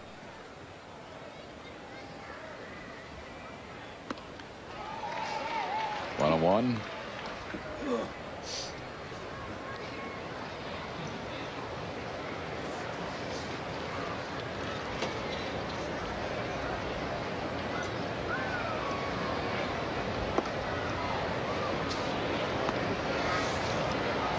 Two balls and a strike. 5-3 Reds lead. We're playing in the 9th inning here at Veterans Stadium.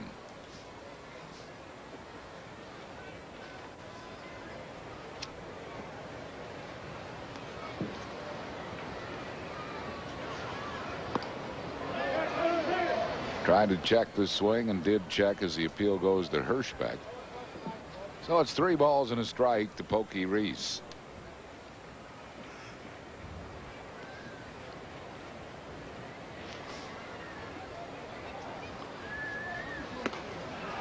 Full count.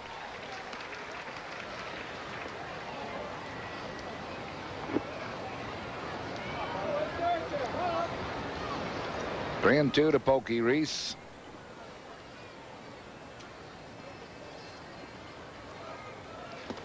Struck him out. Came back to get him. Reese goes down swinging, 1 down.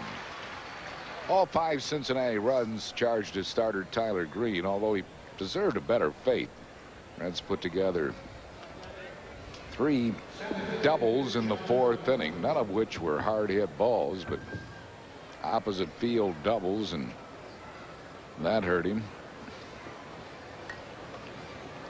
Here's Nunley. He got one of those doubles to lead off the 4th.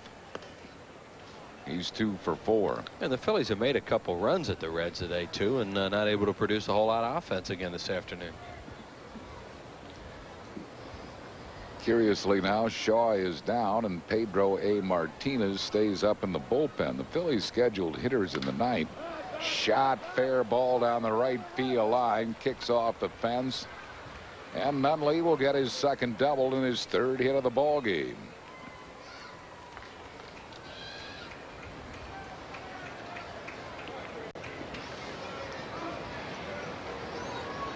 Here's Nunley, and a pitch away from a fastball away, and this guy has shown to be a pretty good looking hitter in the series throughout the weekend. He hooks that one down the line, takes a good carom for him for a double. You know what you're talking about with Pedro Martinez up and all right-handed batters. We've seen him before, and he has a pretty good changeup, a screwball type changeup that he throws away from right-handed batters. Could be that they want him against right-handed hitters more than left. That's why he wasn't in to face Bronya. Maybe they're giving Shaw a day off also. Saved the game yesterday. Yeah, at least give him a day off to start the inning. Or maybe Shaw's ready and Pedro's deking us. Shaw pitched in the last 2 games. First game of the doubleheader on Friday and yesterday, recording saves. Nunley at 2nd base with 1 out. That is Pedro A. Martinez up in the bullpen. Got to use his middle initial because of the brilliant right-hander at Montreal. Who is Pedro J. Martinez. Right. Actually, who is the Pedro Martinez. Yeah. 0-2 to Chris Steins. Steins is 2 for 3.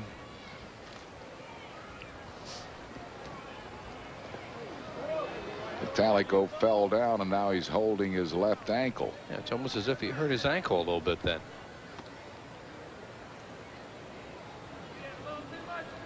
He's going to take a little walk. You see Jeff Cooper and Terry Francona are concerned. They're going to come out. I don't think there's any doubt that he just turned his ankle.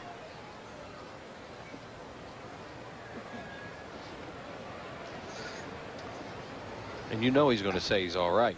Now they'll really try to find out with him.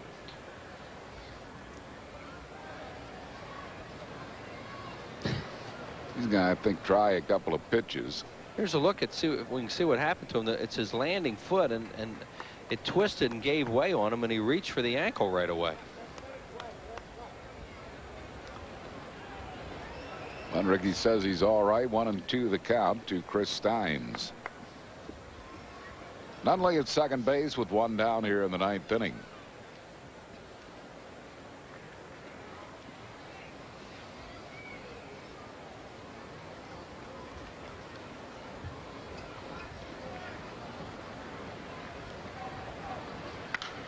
High fly ball right field. Tony Barron has it lined up.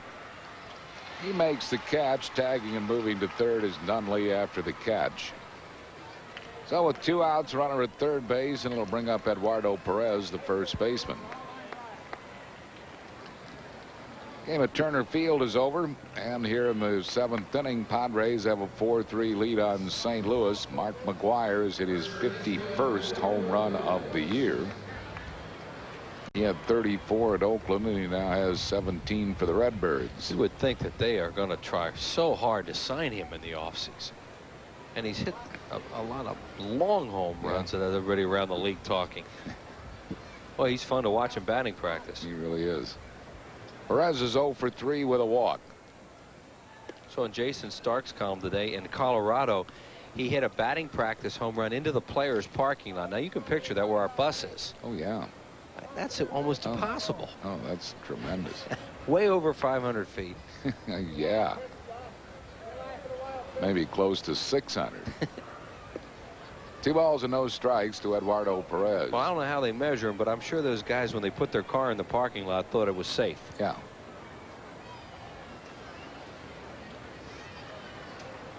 Colorado 4-0 over Atlanta. That's final now at Turner Field behind Pedro Astacio.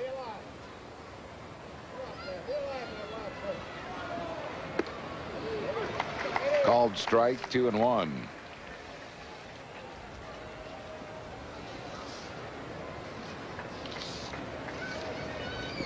Florida will play later on. They need to keep winning for their wild card shot.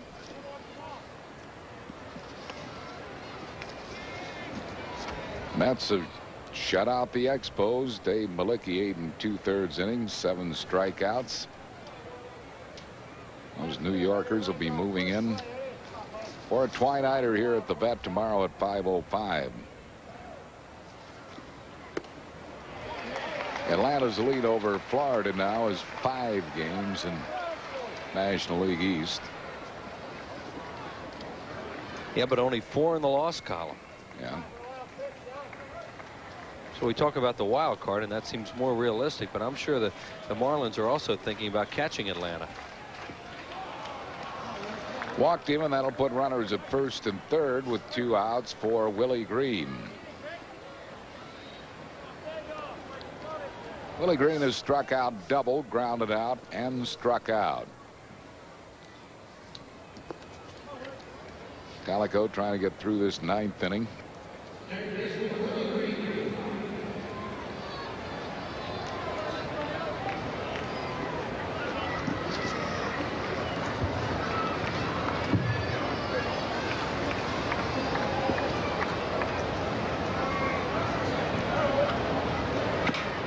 Chops the ball, foul. Bronya. He tried. Bronya tried to use a little sleight of hand, but he did a great. Steve Ripley and Mark Hirschbeck would have none of that. He did a great Wallenda down there, just trying to hang on that foul line and act. He kept his body in fair territory, but the ball was obviously foul, and neither of those umpires were going to go for it. On strike to Willie Green.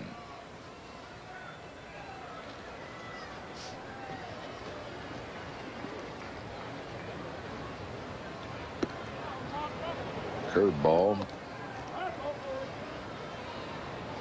Right down the middle for a ball. 1-1 the count to Willie Green.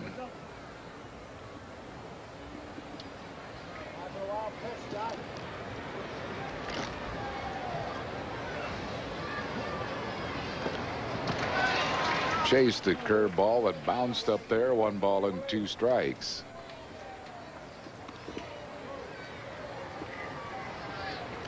Green probably is not going to see a fastball to hit here with the count 1-2. If Italico does throw fastball, he'll throw it high.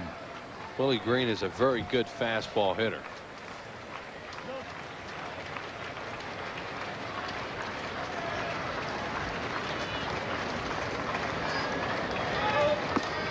Was a high fastball. Now they try the double steal, and safe at home plate is John Nunley.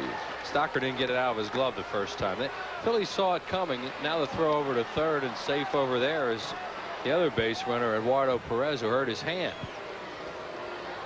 And Mike Lieberthal is Lieberthal also banged up. hurt. Well, he gets dirt in his eye. So with 2 strikes on the batter, the Reds execute a delayed double steal. Perez taking off from first, and as soon as the throw goes down to second, then Nunley steals home. But see, they anticipated it. Stocker comes forward to meet the throw, but he didn't get the ball out of the glove right away, and Lieberthal got kicked in the face there. That's what happened. That's why he's holding on to a tooth. Here they come again. It was good base running by the Reds, but if Stocker gets this out the first time, I think they get him. See, he didn't get the grip the first time. And then Mike gets kicked right in the face by Nunley. Now the ball gets loose, so Perez moves up to third. Somebody gets an error. I'm not sure who at this point. I think Lieberthal was checking his dental work at that point, too. And over to third goes Perez because nobody called timeout.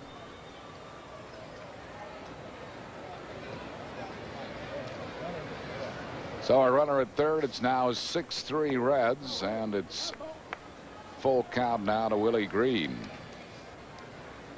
Stocker did double clutch, but Lieberthal also did not take a look at the runner at third, which he should have done. He should have looked him back to third base. As Perez you could look him back a couple of times, and Perez wasn't going to go anywhere as far as a stolen base. No, I mean, you could look Nunley back. Perez was the runner at first, right, and he was only about a quarter of the way. Right, quarter of the way to second. That play's designed to get a run, to try and get to get the throw to go to second base. Because he just stops. The runner at first just stopped. Yeah. Beats the ball foul. Still 3-2 to Willie Green. So the Reds have picked up an insurance run here in the ninth and lead at 6-3. Mentioned earlier that the Reds lead the league in stolen bases. A lot of because of Deion Sanders. But there's an example there where they literally stole a run for themselves. That Nunley looks like a pretty good player. He sure does. He's been impressive in this series. He's a 25-year-old they got from Kansas City, and 3 for 5 today with a couple of runs scored.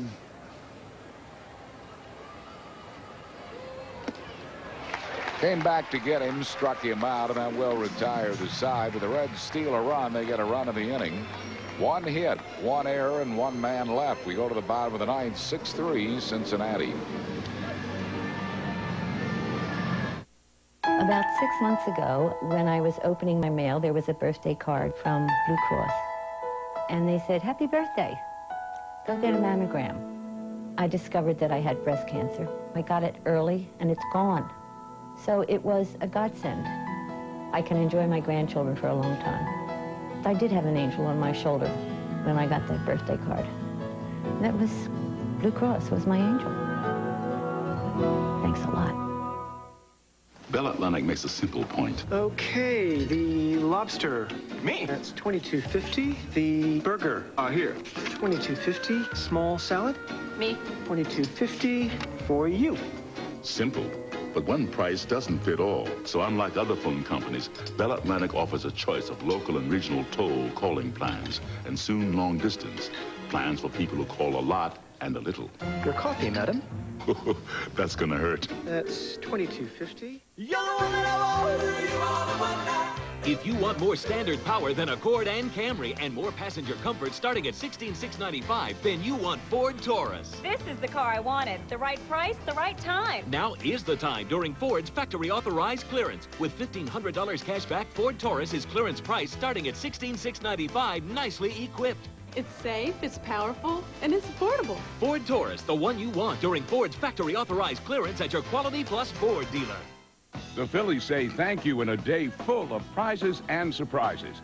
It's Fan Appreciation Day, Sunday, September 28th at 1:35, when the Phillies play the Florida Marlins with Darren Dalton. Call 463-1000. Changes for the Reds in the bottom of the ninth. Pat Watkins comes into play center field. John Nunnally will move to left field. Lenny Harris comes into play first base. There's Nunnally moving to left field, and Lenny Harris now at first base. And the new pitcher is their closer, Jeff Shaw, who's done a tremendous job for him.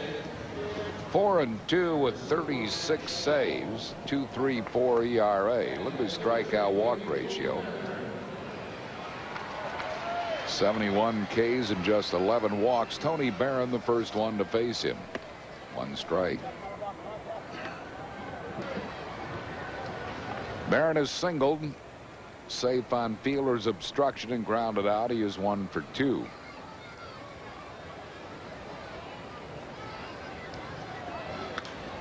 Really jammed him, and he pops it up foul. Lenny Harris puts it away. That's the kind of ball that caused that obstruction earlier. Yeah.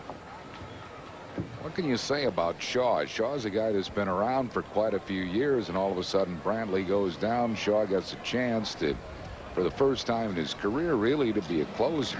Yeah, we used to see him as a starter with Montreal, and yeah, what can you say, except he's done a heck of a job. He got an opportunity. He's made the most of it. He's always had a pretty good fastball and slider, and has risen to the occasion for the Reds this year. It's a lot of saves. Yeah, he was a good setup man for Brantley last year. He won 8 out of the bullpen and saved 4.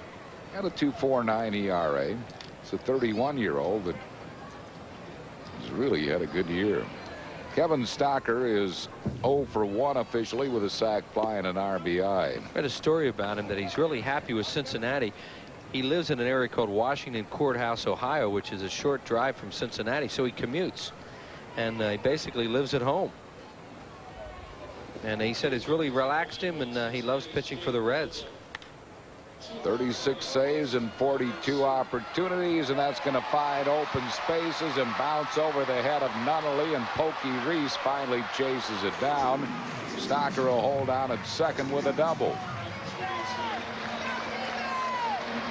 These are the kind of balls that can turn into triples or inside the Parkers. Had one earlier. Pokey Reese is anything but that, as he backs up Nunnally very, very well. He takes off down the line, tracks this thing down after it hits the wall, and makes sure that Stocker stays at second. Shortstop can play. It brings on Ruben Amaro. He has struck out in his only at bat.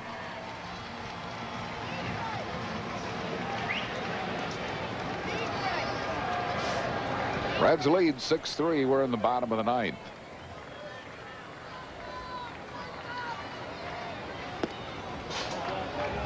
One and nothing to Ruben Amaro. That's a good sinker from Jeff Shaw. About 90 miles per hour on the board, and that kind of pitch to a left-handed batter can get them out. Yeah. Good movement on it. Missing. It's 2 balls and no strikes.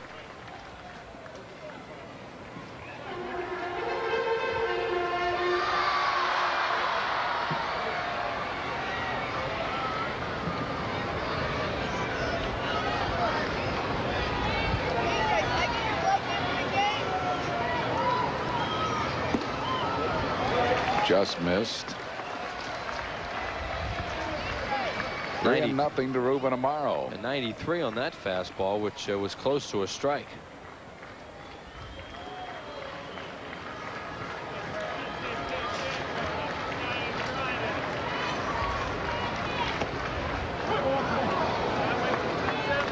Got that pitch over. 3-1 to Ruben Amaro. Stocker at second base with 1 out here in the ninth inning. Phillies trailing 6-3.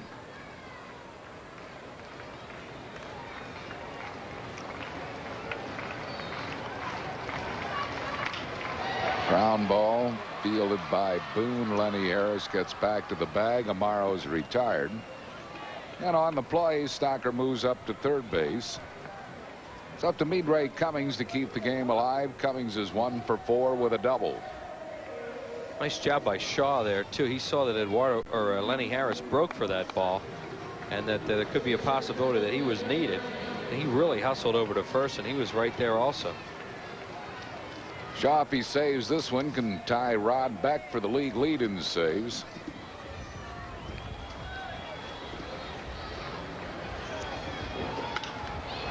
Sliced into left field. Nunley will never get it. That's a hit for Midray Cummings. Coming in to score Stocker. Cummings with his second straight double, and it's now a 6-4 ball game, and the Phillies will bring the tying run to the plate.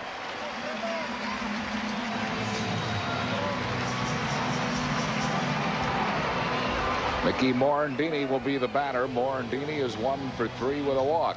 Two left-handed batters both hit sinkers away and blooped them into left field. And this time Nunley was a lot deeper, and he didn't let this one get over his head. It's still a double. Morandini is 3 for 10. Lifetime against Jeff Shaw. Bobby Estalella has moved into the on-deck circle. So what Terry Francona is hoping is that Morandini gets on and take his shot at a long ball. Sure. He would bat for Batalico. Every hit that Bobby Estalella has this year is a homer.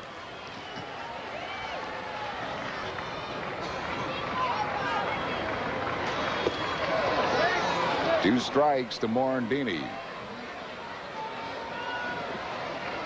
Midray Cummings at second with 2 outs, a run across. Reds lead at 6-4.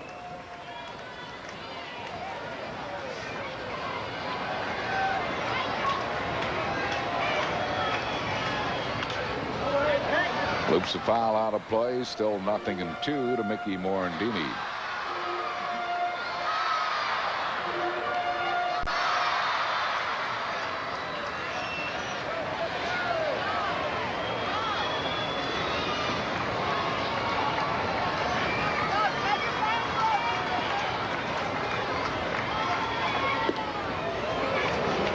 One and two.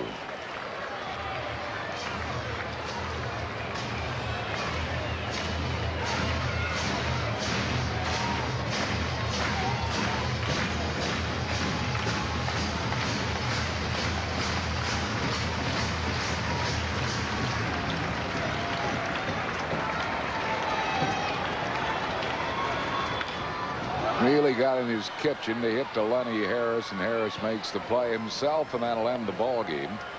Phillies do get a run in the ninth on 2 hits, no errors, and 1 left. Reds win by a score of 6-4. We'll be back with the totals and a recap in a moment.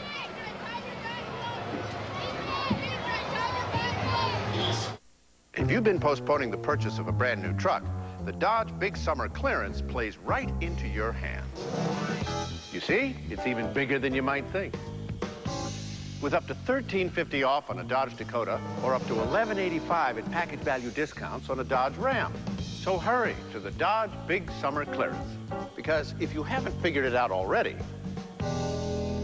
it's big. See the friendly Dodge dealer near you.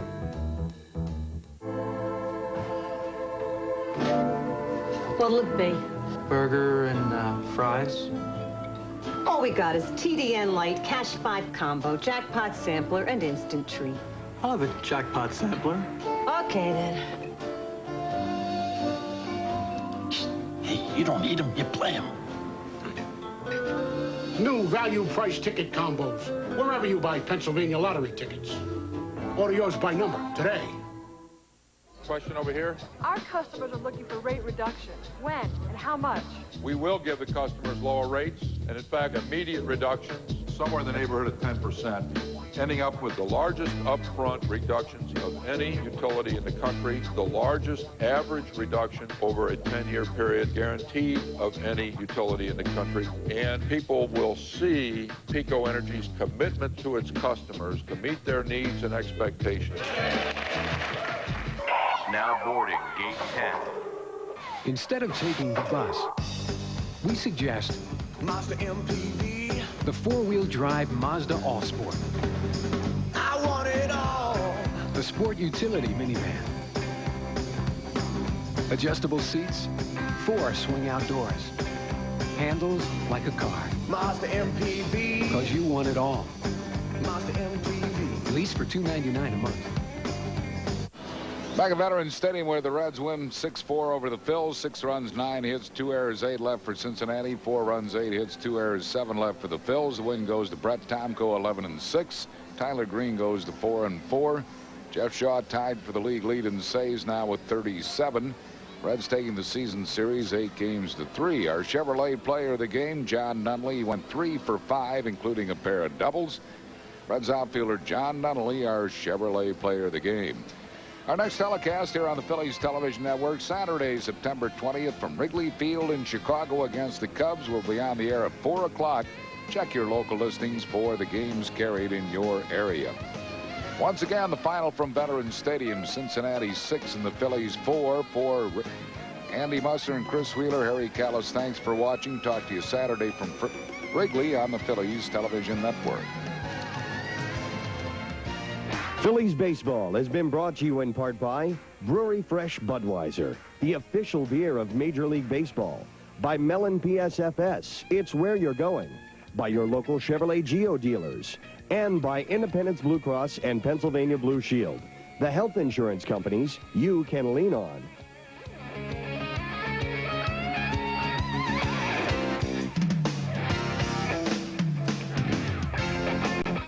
And give you approval the same day. For fast, friendly service, call an Upland Mortgage financial advisor today at 1-800-UPLAND-1. It feels great to call people and say you're approved.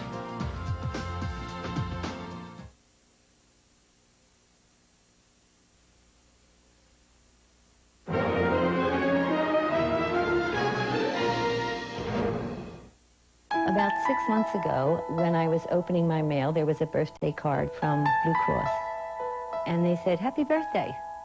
Go get a mammogram. I discovered that I had breast cancer. I got it early, and it's gone. So it was a godsend. I can enjoy my grandchildren for a long time. I did have an angel on my shoulder when I got that birthday card. That was Blue Cross, was my angel. Thanks a lot. They think they look pretty good, but the rest of the world? You can buy some clothes that fit or get a gut buster. Next, all-new Jenny Jones. Tomorrow on WB17. Honey, I really don't think this is a good idea. There's a place right up there. Well, what do we got here? I can name that tune in 4 notes. Delta Dawn. Name that tune. With 3 musical games to play and 300 songs. I know that one. Time's up. Blue Moon. Oh. I can name that tune in 5 notes. 3. Name that tune. The gang's all here. Tiger's new Name That Tune. Fun for the whole gang. Get complete game coverage, extensive highlights, and post-game reaction from Coach Rhodes and the players on Eagles Wrap. Tuesday at 10:30 on WB17. A commodity is something you trade, not something you drive. The unique Mazda 626. Sporty engineering. Incredible style. A silky automatic. And responsive power. Lease for $219 a month. Mazda 626. I want it. The most class in its class. Mazda 626. I want it all. Lease for $219 a month. Core States Fashion Fest Philadelphia presents an exciting evening of fashion, September 17th at the Convention Center. For tickets, call 686-3679.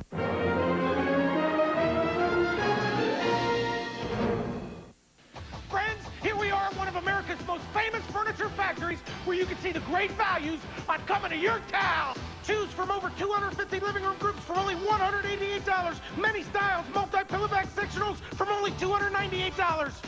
We'll save you money because we own the factory. Free layaway until income tax refund. This weekend, only at Philadelphia, Yeaton, Newcastle, Trenton, Pensacola, and now Reading. Phone 1-800-688-9856, National Warehouse. There are invaders in your house. Dust, viruses, and allergens. Airborne microparticles that can't be stopped by an ordinary filter. Take control with a Filtrete microparticle filter from 3M. A Filtrete filter removes microparticles better than ordinary filters. 30 times better. Defend your airspace with the best filter. Filtrete, 30 times better than ordinary filters. Another 3M innovation. If there be any reason why these two should... He's too young. She's too good for him. Reason not to get married. Survey says... Families don't get along. Electronic Family Feud with 1,600 provocative questions. Let the family feud begin. Worst wedding gifts. Twin beds. Cuckoo clock. Good answer. Most popular answer is lava lamp. Favorite honeymoon. What turns family feuds into family fun? Survey says... Electronic Family Feud. Morning, Thomas. Morning, Ellie.